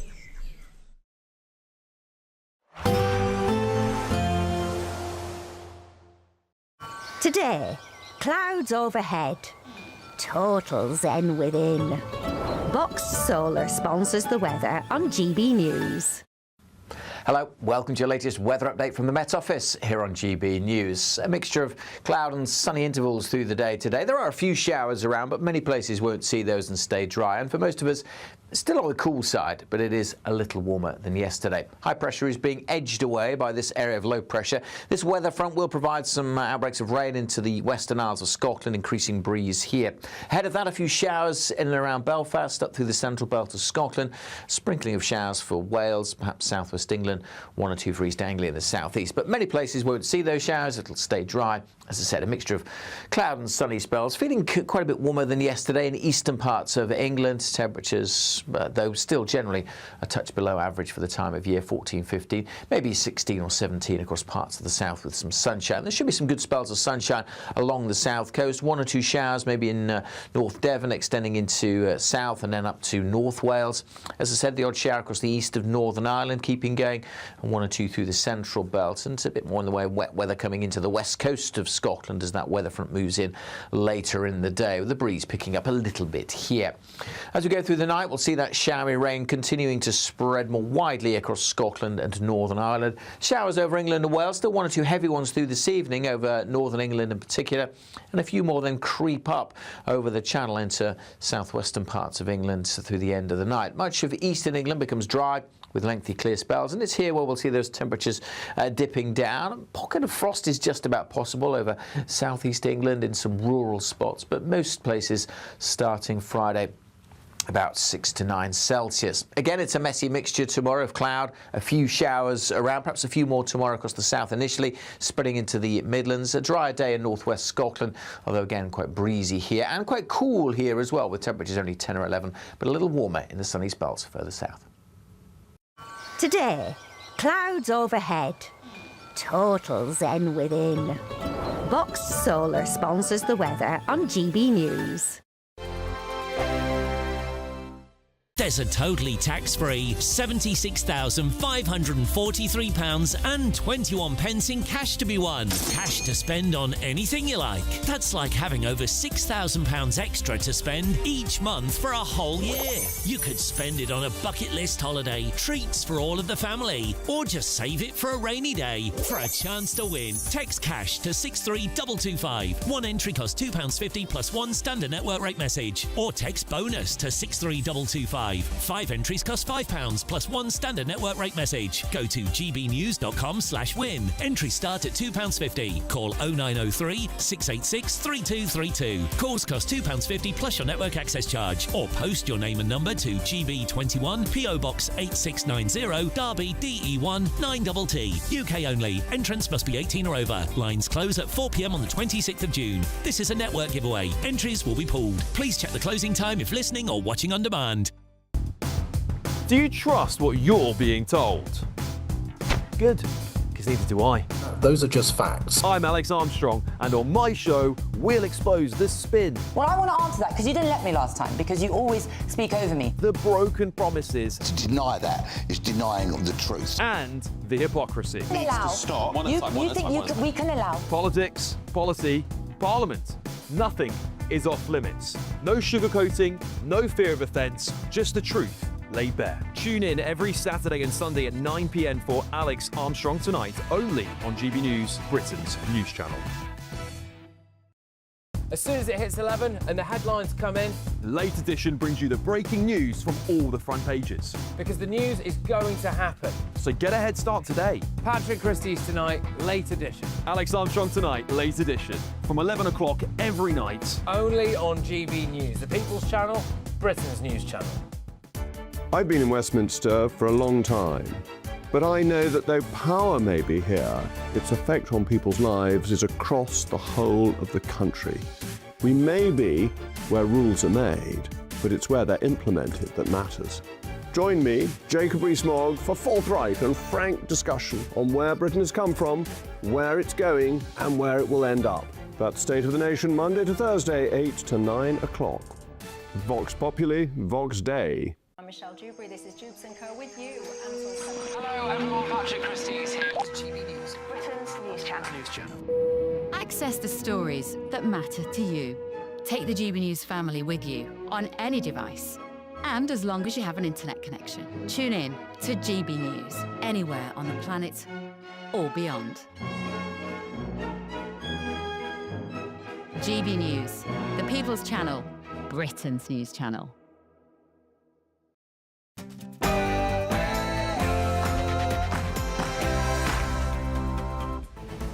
Good afternoon, Britain. It's 2 o'clock on Thursday, the 7th of May, Election Day. I'm Tom Harwood. And I'm Dawn Neeson.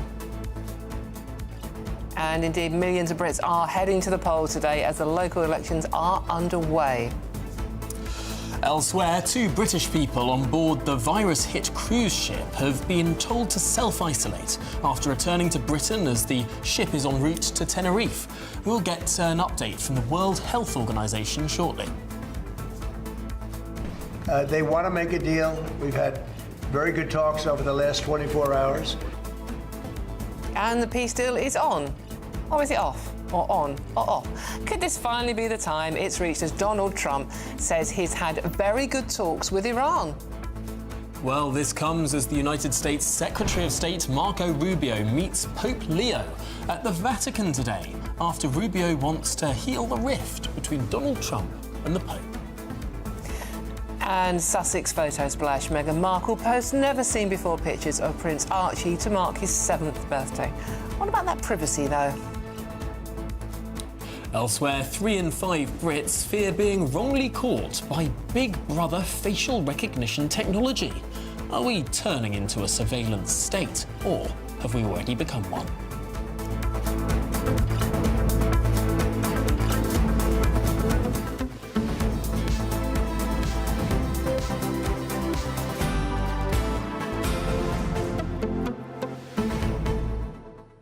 Have you already been in to vote yet, or are you going to be doing it once this show is over? Let us know in the comments at gbnews.com/your say. Yeah, happy election day. I mean, it's like we can't talk about it, obviously. We can talk about the fact that you need to go and vote, you should vote, and you should be taking your photo ID, because that's important. And it's important everybody has their say.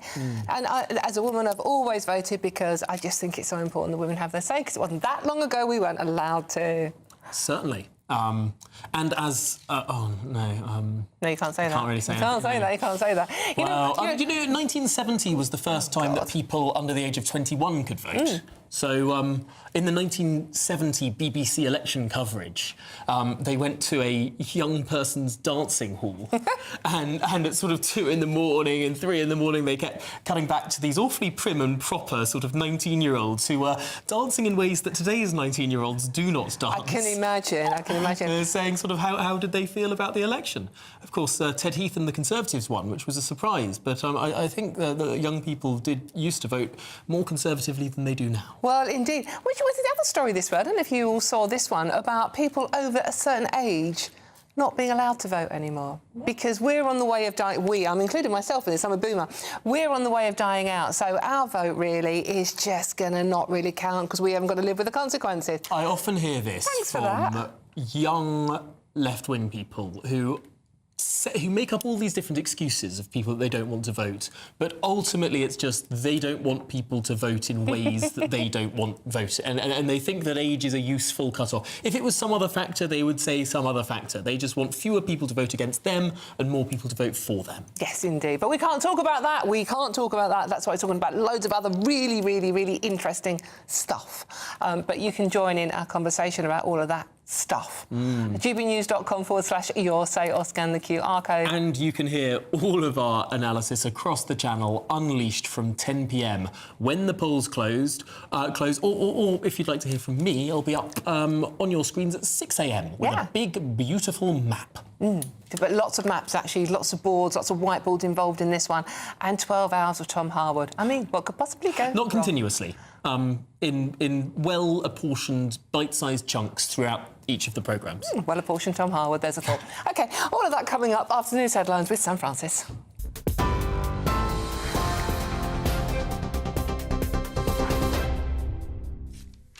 Very good afternoon to you. Just after 2 o'clock, the story of the day, voters heading to the polls across Britain in a major set of elections for councils, mayors, the Scottish Parliament and the Welsh Senedd. In England, more than 5,000 council seats are being contested across 136 local authorities, along with 6 directly elected mayors. Scotland, meanwhile, is voting for Holyrood, with votes counted during the day tomorrow rather than overnight. And Wales is also voting under a new Senedd system for the first time, with the Parliament expanding from 60 to 96 members. There have also been voting pilots in some parts of England, including shopping centre polling and early in-person voting. The polls close at 10 o'clock tonight, with results expected to come in from the early hours and continue into the weekend. There are fresh concerns over the Hantavirus outbreak, with 2 suspected cases now reported in Singapore. Both people are isolating while doctors carry out tests to confirm whether they have the virus. It comes after the outbreak on board the MV Hondius cruise ship, where 3 people have died. 2 British people were on board and have now returned home. They have no symptoms but are self-isolating as a precaution. And we are just about to hear, in fact, from the World Health Organization's Director General at a news conference regarding that outbreak. As soon as that takes place, we will bring it to you. Donald Trump claims the war in Iran will be over quickly as hopes are growing of a possible diplomatic breakthrough. Reports suggest the White House believes it could be close to agreeing a 14-point plan aimed at ending the conflict. The president says that most people understand his goal of stopping Tehran from developing nuclear weapons. But Iran has not yet responded to the latest American proposals. Key questions remain over nuclear enrichment, sanctions and the reopening of the Strait of Hormuz, one of the key global shipping routes for oil. Here, counter-terror police have made a 3rd arrest in the investigation into an attempted arson attack on a synagogue in Finchley. A 19-year-old man was arrested in Portsmouth this morning on suspicion of attempted arson. The attack happened at a synagogue in Fallowcourt Avenue in the early hours of the 15th of April. A 38-year-old woman and a 46-year-old man were arrested on the day of the attack and both remain on bail. Counter-terrorism policing say that 30 people have now been arrested across investigations linked to recent arson attacks and incidents in London. And happy birthday, Sir David Attenborough. Tomorrow he turns 100 after more than 7 decades, bringing the natural world into our homes. Born on May the 8th, 1926, he has, of course, become one of Britain's most loved broadcasters. From the oceans to the rainforests, he has witnessed some of the natural world's greatest wonders and some of its biggest warnings. But what does Sir David mean to the public? Well, my colleagues Tara Badsell and Grace have been out asking just that. The man is a legend. He's the only, well, the most caring person about the world that exists, I think. Absolute icon. He's a legend. He needs to be cherished. Absolutely. So happy birthday, David. He's loved by everyone. You can't think of anyone who think, oh, I don't like David Attenborough. Everyone loves David Attenborough. Well, it's just an inspiration, if nothing else. He made me have an interest in what goes on around me. That was Tara Goodsell and Grace Visavati, I think. I should have said. Well, we are expecting in just the next few minutes to hear from the Director General Tedros Ghebreyesus from the World Health Organization regarding that ongoing and apparently growing outbreak of the cruise ship virus. So we'll bring you that as soon as we get it. But for now, we can hand back to Tom and Dawn.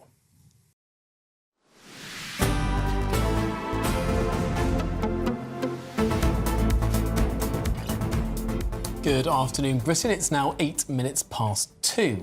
And 2 Brits are self-isolating in Britain after having been exposed to hantavirus on board the MV Hondius cruise ship. Yeah, so far 5 cases of hantavirus have been confirmed by the World Health Organization and 3 people have sadly died. Well, hantavirus has now reached Singapore too, with 2 people suspected of having the deadly disease currently isolating while being tested by doctors. It's now believed that a Dutch couple who visited a landfill site during a bird-watching tour in Argentina may be the source of this current outbreak. The ship is currently en route to the Canary Islands with plans to repatriate passengers showing no symptoms to their home countries.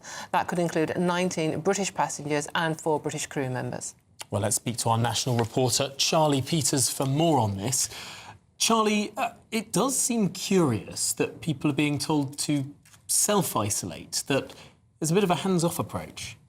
Hands-off in the sense that, well, I suppose it's a hands-on approach, isn't it? It's an action from the state telling people to stay away from everyone else if they've... Asking people, not telling people. It's a good point. It is. And they very kindly agreed to do it, so said the UK Health Security Agency. The latest we've got on this developing story now is that 7 British people who disembarked from the ship midway through the cruise did so earlier on that journey. So Brits all over this story now and in different positions as well. I know one British man we know is currently being treated in hospital in Amsterdam, and the 7 Brits who disembarked did so alongside 22 others who left the ship when it docked at the remote South Atlantic island of St Helena, who also on that party included a Dutch woman who became unwell during that travel and then later died. She was actually accompanying her husband's body, which was being repatriated. He actually had died on the ship on April the 11th. This is the latest statement we've got from the tour operator of the ships on your screens now, and that is Oceanwide Expeditions. They said that 114 guests boarded the MV Hondius in Argentina. 30 guests disembarked on St Helena on the 24th of April, and that includes the body of the guest who passed away. Now, the 30 people who did disembark included people from 12 different nations, and that, of course, includes those 7 Britons. Now, Oceanwide Expeditions said that guests who disembarked in that party have been contacted, and the Health Security Agency has been contacted on whether it can confirm if all 7 Britons who left the ship on that occasion have been contacted and given guidance. We do know that 2 people who've returned to Britain already have been asked and have kindly agreed to self-isolate.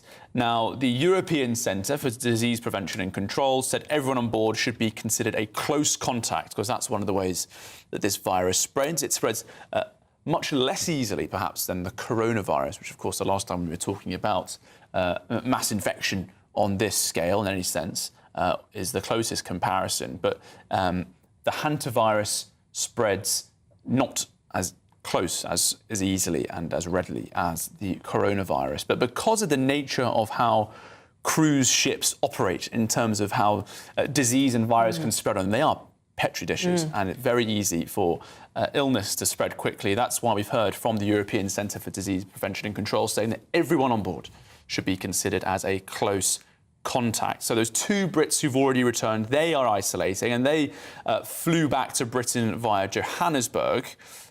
So that is the sum total of all 19 British nationals who are listed as passengers on the ship. We are expecting an update from the World Health Organization shortly. It's unclear what further guidance they'll give us, but what we've heard from British authorities so far is very much a message of calm. The risk is very low to the general public. They've acknowledged how dangerous this disease can be if it's contracted, and we've seen that based on the very sudden reaction seen in other nations as well. 2 people in Singapore very quickly hospitalised, even though their symptoms were just someone having a runny nose. That's what their Communicable Diseases Control, their commission, said earlier today. So those are the actions being taken that we're aware of at this stage. But the message overall, very much from the agency, is saying, don't panic, don't worry, it's limited. OK, Charlie, thank you so much for now. Stay with us, because we are expecting to hear from the World Health Organization for an update on this story. Absolutely. Now, if you haven't noticed today, well, millions of Britons are casting their votes. Yes, the local elections are underway in England and national elections in Scotland and Wales too, with polls set to shut at 10 o'clock this evening. Yeah, join us tonight live from 11 o'clock for a special programme presented by the one and only Martin Daubney. Well, he'll be taking us through the night. Join us on GB News as Britain Decides. We've got a nice little countdown clock in the corner of your screen for you there. Oh, yeah, very clever, isn't it? Very high-tech.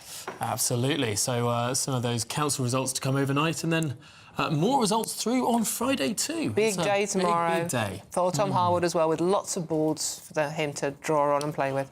Well, now let's skip to international news, because Israel has attacked Beirut for the first time since it agreed to a ceasefire with the Lebanese armed group Hezbollah.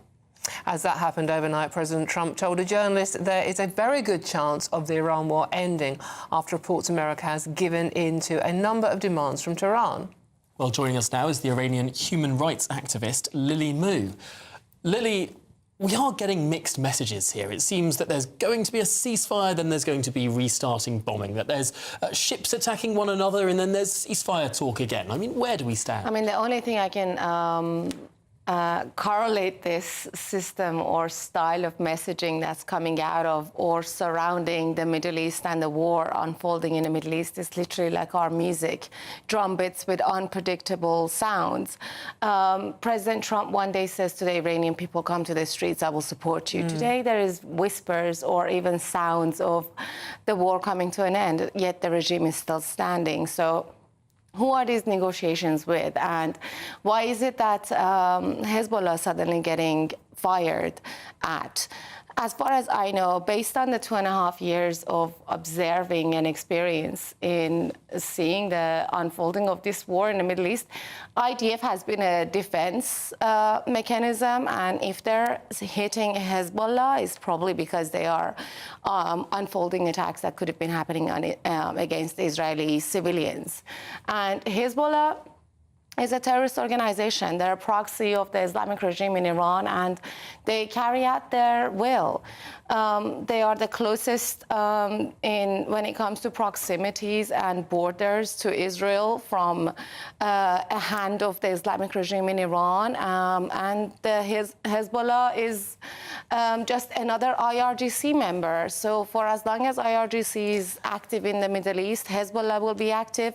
Threats against Israel will be imminent, and defense from Israel towards those threats will be only natural and legal. OK, Lily, with the situation at the moment, there's a 15-point peace plan that both America and Iran are discussing and trying to reach agreement on. Israel doesn't appear to be taking part in these discussions. But what about the people of Iran at the moment? The peace plan that's on the table, sort of like not developing any nuclear weapons, etc. What does it mean for the people of Iran? I mean, the regime is still in place.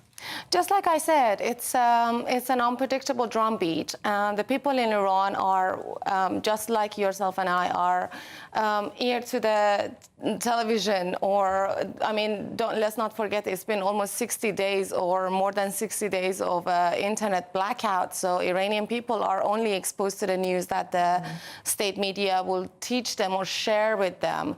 And the state media is sharing a victory, and they are parading pink tanks and pink Hummers with women wearing burqas, showing pink AK-47s, as in to show that while the Iranian people are held at our gunpoint, our women are also joining to support this regime. And that kind of behavior being shared on state media in Iran, while President Donald Trump is talking about Iran war coming to an end, puts Iranian people in a very panicky and anxious position. And to that, I would only say Iranian people are, regardless of all of this drama and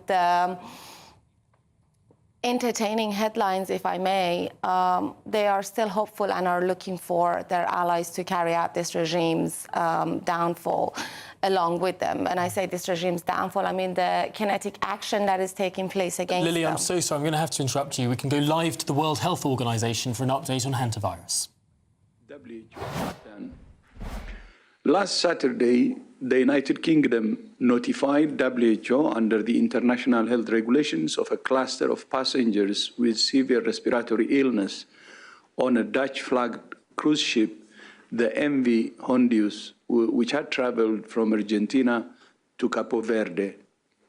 So far, 8 cases have been reported, including 3 deaths. 5 of the 8 cases have been confirmed as hantavirus, and the other 3 are suspected. Hantaviruses are a group of viruses carried by rodents that can cause severe disease in humans. People are usually infected through contact with infected rodents or their urine, droppings, or saliva. The species of hantavirus involved in this case is the Andes virus, which is found in Latin America and is the only species known to be capable of limited transmission between humans.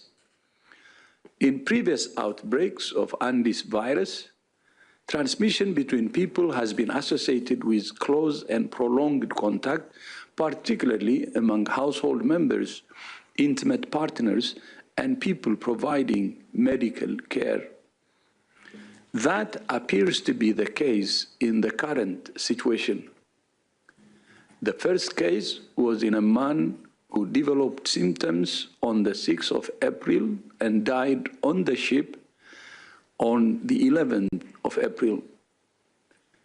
No samples were taken, and because his symptoms were similar to those of other respiratory diseases, hantavirus was not suspected.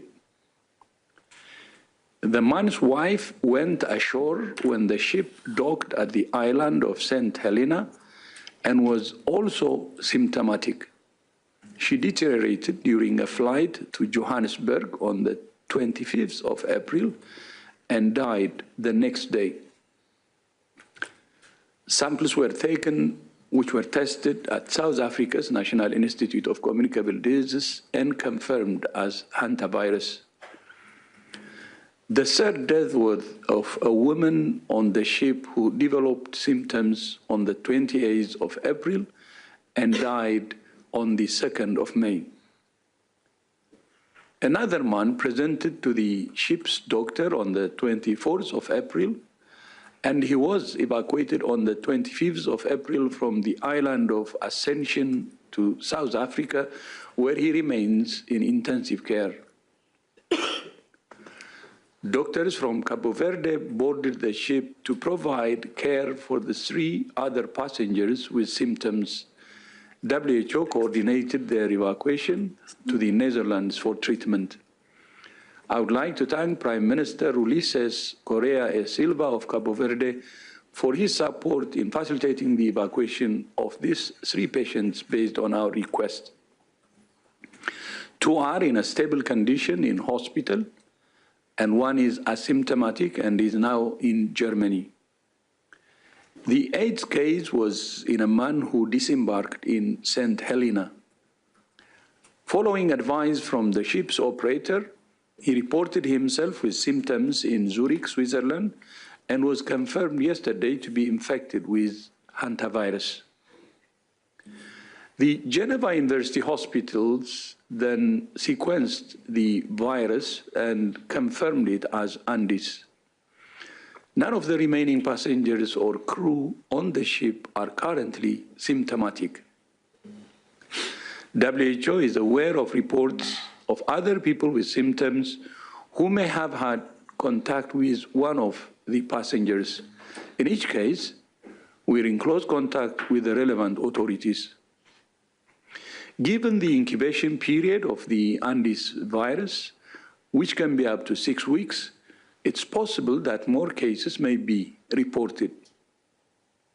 While this is a serious incident, WHO assesses the public health risk as low.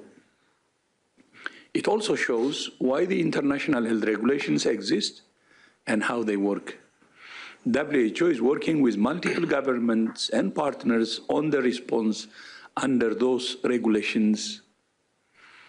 Our priorities are to ensure the affected patients receive care, that the remaining passengers on the ship are kept safe and treated with dignity, and to prevent any further spread of the virus. On Monday, I asked Prime Minister Pedro Sánchez of Spain to accept the ship, which he agreed to do, and I thank Prime Minister Sánchez for his generosity, solidarity, and meeting his moral duty. The ship is now sailing for the Canary Islands, and we're confident in the capacity of Spain to manage this risk, and we're supporting them to do so. Once again, we assess the risk to the people of the Canary Islands as low. WHO has provided guidance to the ship's operator on the management of health on board the vessel. All passengers have been asked to stay in their cabins. The cabins are being disinfected, and anyone who shows symptoms will be isolated immediately. A WHO expert boarded the ship in Cabo Verde and has been joined by 2 doctors from the Netherlands and an expert from the European Centre for Disease Prevention and Control, who will stay on the ship until it reaches the Canary Islands. They're conducting a medical assessment of everyone on board and gathering information to assess their risk of infection. WHO is developing step-by-step operational guidance for the safe and respectful disembarkation and onward travel of passengers and crew when they arrive. WHO has also informed 12 countries whose nationals disembarked in St. Helena. Those 12 countries are Canada, Denmark, Germany, the Netherlands, New Zealand, St. Kitts and Nevis, Singapore, Sweden, Switzerland, Turkey, the United Kingdom, and the United States of America. In addition, WHO is supporting health authorities in South Africa to follow up people who were on the flight from St. Helena to Johannesburg with the woman who later died. Meanwhile, investigations into the cause of the outbreak are continuing. Prior to boarding the ship, the first 2 cases had traveled through Argentina, Chile, and Uruguay on a bird-watching trip, which included visits to sites where the species of rat that's known to carry Andes virus was present. WHO is working with health authorities in Argentina to understand the movements of the couple, and I thank the government of Argentina for its cooperation, given its experience and expertise with Andes virus. We have also arranged for shipments of 2,500 diagnostic kits from Argentina to laboratories in 5 countries. I would also like to thank the governments of Cabo Verde, the Netherlands, South Africa, Spain, and the United Kingdom for their close partnership and support. I also thank the many partners who have provided expertise, including the NICD in South Africa, the Institut Pasteur Dakar in Senegal, and the HUG here in Switzerland. And I would also like to thank the ship's operator for its cooperation and the passengers and crew who are going through a very difficult and frightening situation. I have been in touch with the ship's captain regularly, including this morning. He told me morale has improved significantly since the ship started moving again. I thank him for everything he has done to protect those under his duty of care. WHO will continue to work with all relevant governments and partners to provide care for those who are affected, protect the safety and dignity of passengers, and prevent onward spread of the virus. Christian, back to you. Thank you very much, Dr. Tedros. With this, we come now to the rounds of questions and answers. Again, please identify yourself clearly. Raise your hand if you want to ask a question. Then unmute yourself if called upon. And please also take down your hand in case your question has been asked and answered by one of the colleagues. Now, the first question goes to Spanish news agency EFE, Antonio Broto. Antonio, please go ahead. Thank you, Christian. My first question is, in Spain, the central government and the regional authorities of the Canary Islands remain divided about the issue of the ship's stopover. So could you indicate what assurances the Spanish government has provided and what kind of assistance the WHO will provide once the ship arrives to Tenerife in this weekend? If I may, I have a second question about this Dutch stewardess that has been hospitalized today in Amsterdam. Do you have data on this case and how she may be infected? Did she travel in the same plane than one of the deceased from St. Helena to Johannesburg? Thank you. Thank you very much, Antonio. With the first question, we go to Dr. Abdi Mahmoud, Director Health and Emergencies Alert and Response. Thanks so much. Echoing again the appreciation of the excellent support from Spain leadership, the technical team, and all the actors included. In terms of our understanding, we do hear the concerns coming from the regional government, and as DG indicated, we are doing everything possible to understand the risk. As of now, well, we know the two confirmed cases and suspected have been evacuated. The ship is doing everything possible to take the public health measures. So the overall risk that from our side is minimal, but we know that people have a long incubation period. So we have a clear guidance working with our ECPC. Well, there we have it, the live press conference from the exhilarating World Health Organization, which can be just about summarised as saying that they think the situation is relatively under control, that there isn't a widespread of the virus, but they are being cautious because of this extremely long incubation period. Yeah, they confirmed 5 of the 8 suspected cases, saying that this is not a coronavirus. I think that's the most important thing here. This is not a new coronavirus. However, we were listening to the Q&A session afterwards, and it was interesting. The very first question was from a Spanish journalist, and Spain, we learn, are currently drawing up plans to make quarantine a legally enforceable obligation for passengers after they disembark from that boat in Tenerife. So that's an interesting development there. But basically, summing it up, nothing to worry about. It's not a new coronavirus. Although it can be passed from human to human. That we did learn. Yes, we did. But only after prolonged contact. Yeah, we kind of knew that was the case because there was one of these viruses that did that. It hasn't mutated. So, as you were, no panic. Right. Well, this is Good Afternoon Britain on GB News. Lots more still to come. Yes, indeed. 3 in 5 Brits are indeed panicking. About what? Being wrongly caught by Big Brother facial recognition tech. Are we turning into surveillance state that? Well, all of that and much more after this short break.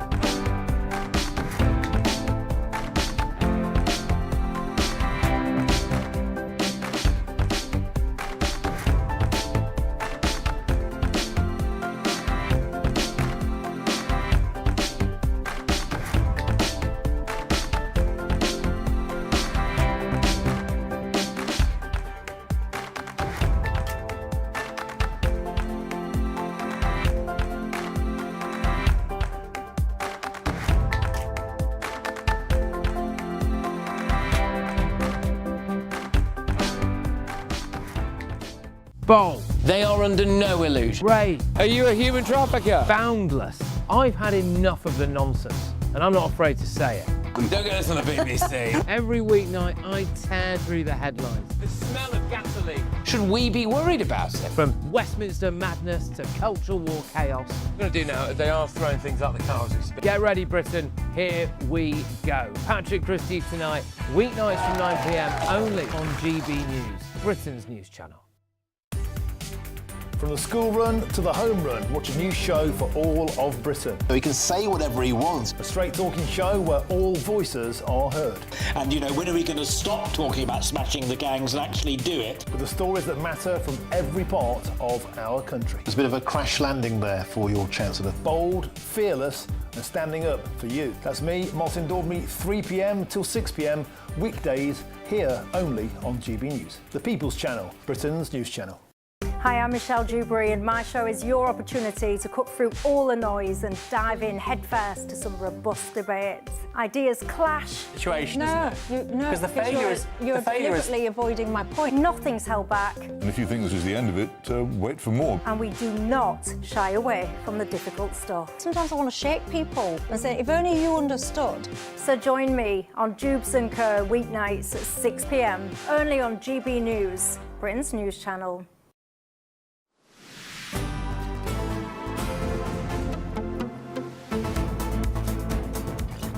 Good afternoon, Britain. It's 34 minutes past 2. Now, more than 3 in 5 Brits fear being wrongly implicated by Big Brother facial recognition technology. This new bombshell survey has revealed. The polling also disclosed that almost 60% of people believe the technology represents a step towards a surveillance state. Well, let's speak now to the former head of National Counter-Terrorism Security Office, Chris Phillips. Chris, thanks indeed for joining us. People are clearly concerned about this technology. Yeah, it's an interesting one because I'm sitting on both sides of the fence actually on this, because from a purely policing perspective, it's really useful to know, for instance, where the terrorists are and where they're wandering about. It's also very useful for people who are wanted. Maybe they're wanted for criminal acts and have escaped and can be tracked down easily. It is very accurate, but it's also subject to misuse. And this is the problem I think that we're all concerned about, is how the surveillance state is moving, and to be quite honest, we're all under surveillance with their phones at the moment anyway, how that's going to end up, because it is moving in that direction. Oh, yeah, most of us aren't criminals. Most of us are just going about our everyday lives, going shopping, walking down the street, etc. And our images are being filmed. What happens to that data? Yeah, well, that data's not kept. What happens actually is, at the moment, and this is the concern of where this could go, at this very moment, the data is all about identifying people. Now, as a police officer, I would know the local criminals in my area, and I would probably be able to identify them. We've long gone from having police officers on the street able to do that. So this actually gives you a second go at that. So it will identify people who are wanted. It may be on the terror watch list, maybe people that are just have been up to no good and seen in different places acting suspiciously. So that is a useful thing. What I'm concerned about is how in the future this will be misused if it continues to be spread out for different uses. Now, I suppose lots of people will be thinking, what is the accuracy of this technology? Can a camera, can a computer really tell me from Joe Bloggs? I mean, what is the sort of level of accuracy and the potential for misidentification? Well, I think this is a bit of a misnomer, really, because it will identify people. It's very accurate. It's far more accurate than I ever was when I was walking around the street trying to identify people. It's very, very accurate indeed. There have been problems, I think, in the black community where it's more difficult to pick up nuances around the face.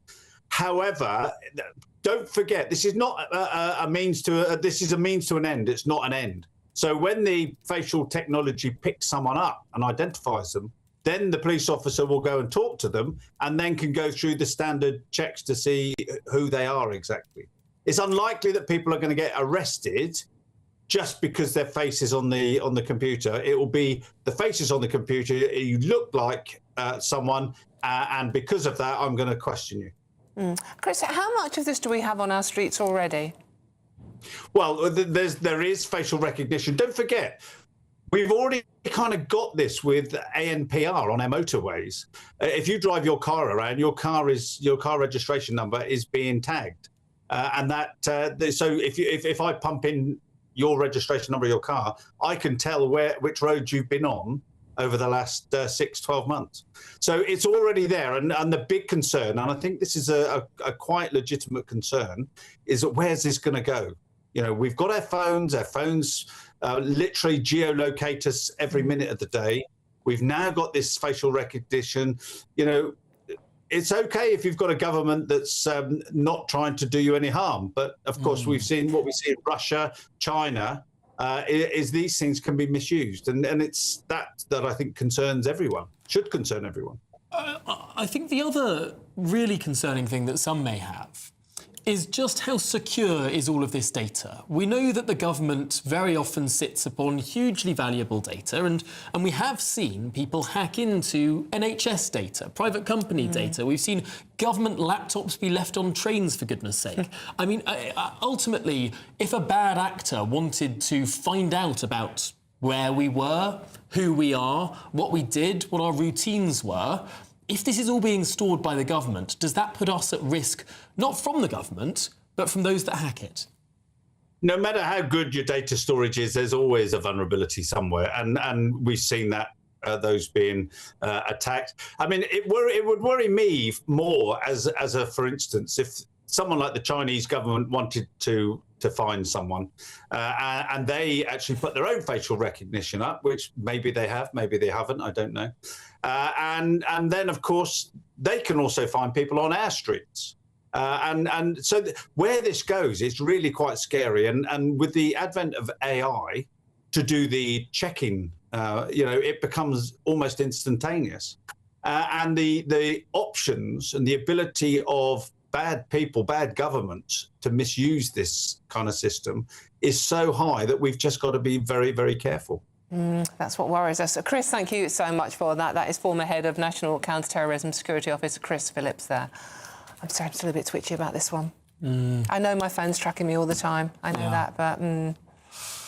Well, moving on, millions of Brits are casting their votes as the local elections are underway in England and national elections in Scotland and Wales. Polls are set to shut at 10 o'clock this evening. So join us tonight live from 11 o'clock for a very special programme presented by the wonderful Martin Daubney, where he'll be taking us through the night. We've got a nice little countdown clock in the corner. You can see it there now with Martin's picture. And just over 7 hours left to get your voting done. And remember to take your photo ID. Absolutely. So as soon as this programme's over, feel free to then vote in any of those hours, but just not in the next 20 minutes. Although, if you really, really have to, you can take us on the radio. You can. Radio. Take us along, or stream us on YouTube, and carry your phone out into the polling station. I'm not sure you'll be allowed to do that one, actually. Probably not while you're in the little booth headphones thingy. maybe. Headphones are good. Yeah. I find headphones are really good working with Tom. You might have seen that earlier on. Well, this is Good Afternoon Britain on GB News. Lots more still to come. There is indeed. We're going to talk about Tom's favourite subject. Yes. Football. Sport. Arsenal have reached their first Champions League final in 20 years. But could this be the most expensive trip for fans to attend history? You won't believe the prices they're charging. Find out next. I've already booked my flight, so... You're on 10 Talks, aren't you? Oh, so those gooners... Well, that's what they're called, right? Well done, Tom. Well, it is abroad, and so if you are checking out the weather in advance, it's not until the end of May, I know. Here's the forecast for those holiday sun destinations. Ready to soak up that holiday sunshine? Won't we need some cover? No worries. All sorted. All Clear Travel Insurance sponsors GB News travel destinations forecast. Sunny skies for Sicily on Friday. We're going to see some wet and windy weather heading through Madeira, and that rain will arrive in the Algarve on Friday night. Some wet weather also heading its way across mainland Greece, but most of the Greek islands dry and sunny on Friday. Sunny spells, as I said, for Sicily and Sardinia. Small chance of 1 or 2 showers here, and showery rain spreading into Spain and Portugal. You can see the swirl here, an area of low pressure bringing wet and windy weather to Madeira. That'll spread across Spain and Portugal for Saturday. All Clear Travel Insurance sponsors GB News travel destinations forecast.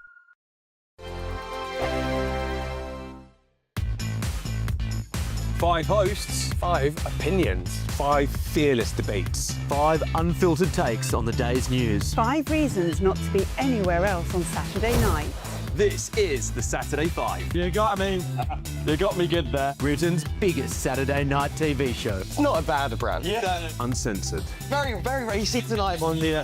unpredictable. What does she say? Can you translate it for us? And always entertaining. And how can a country go from being led by William Wallace to... Saturday nights from 6 p.m. only on GB News, the People's Channel. Britain's news channel. You're going to want to stay tuned, trust me. GB News Breakfast, every day from 6 a.m. And did those feet in ancient time walk upon England's mountains green? And was the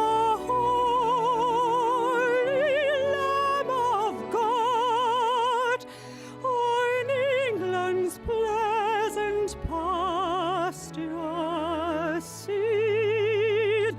I will not cease from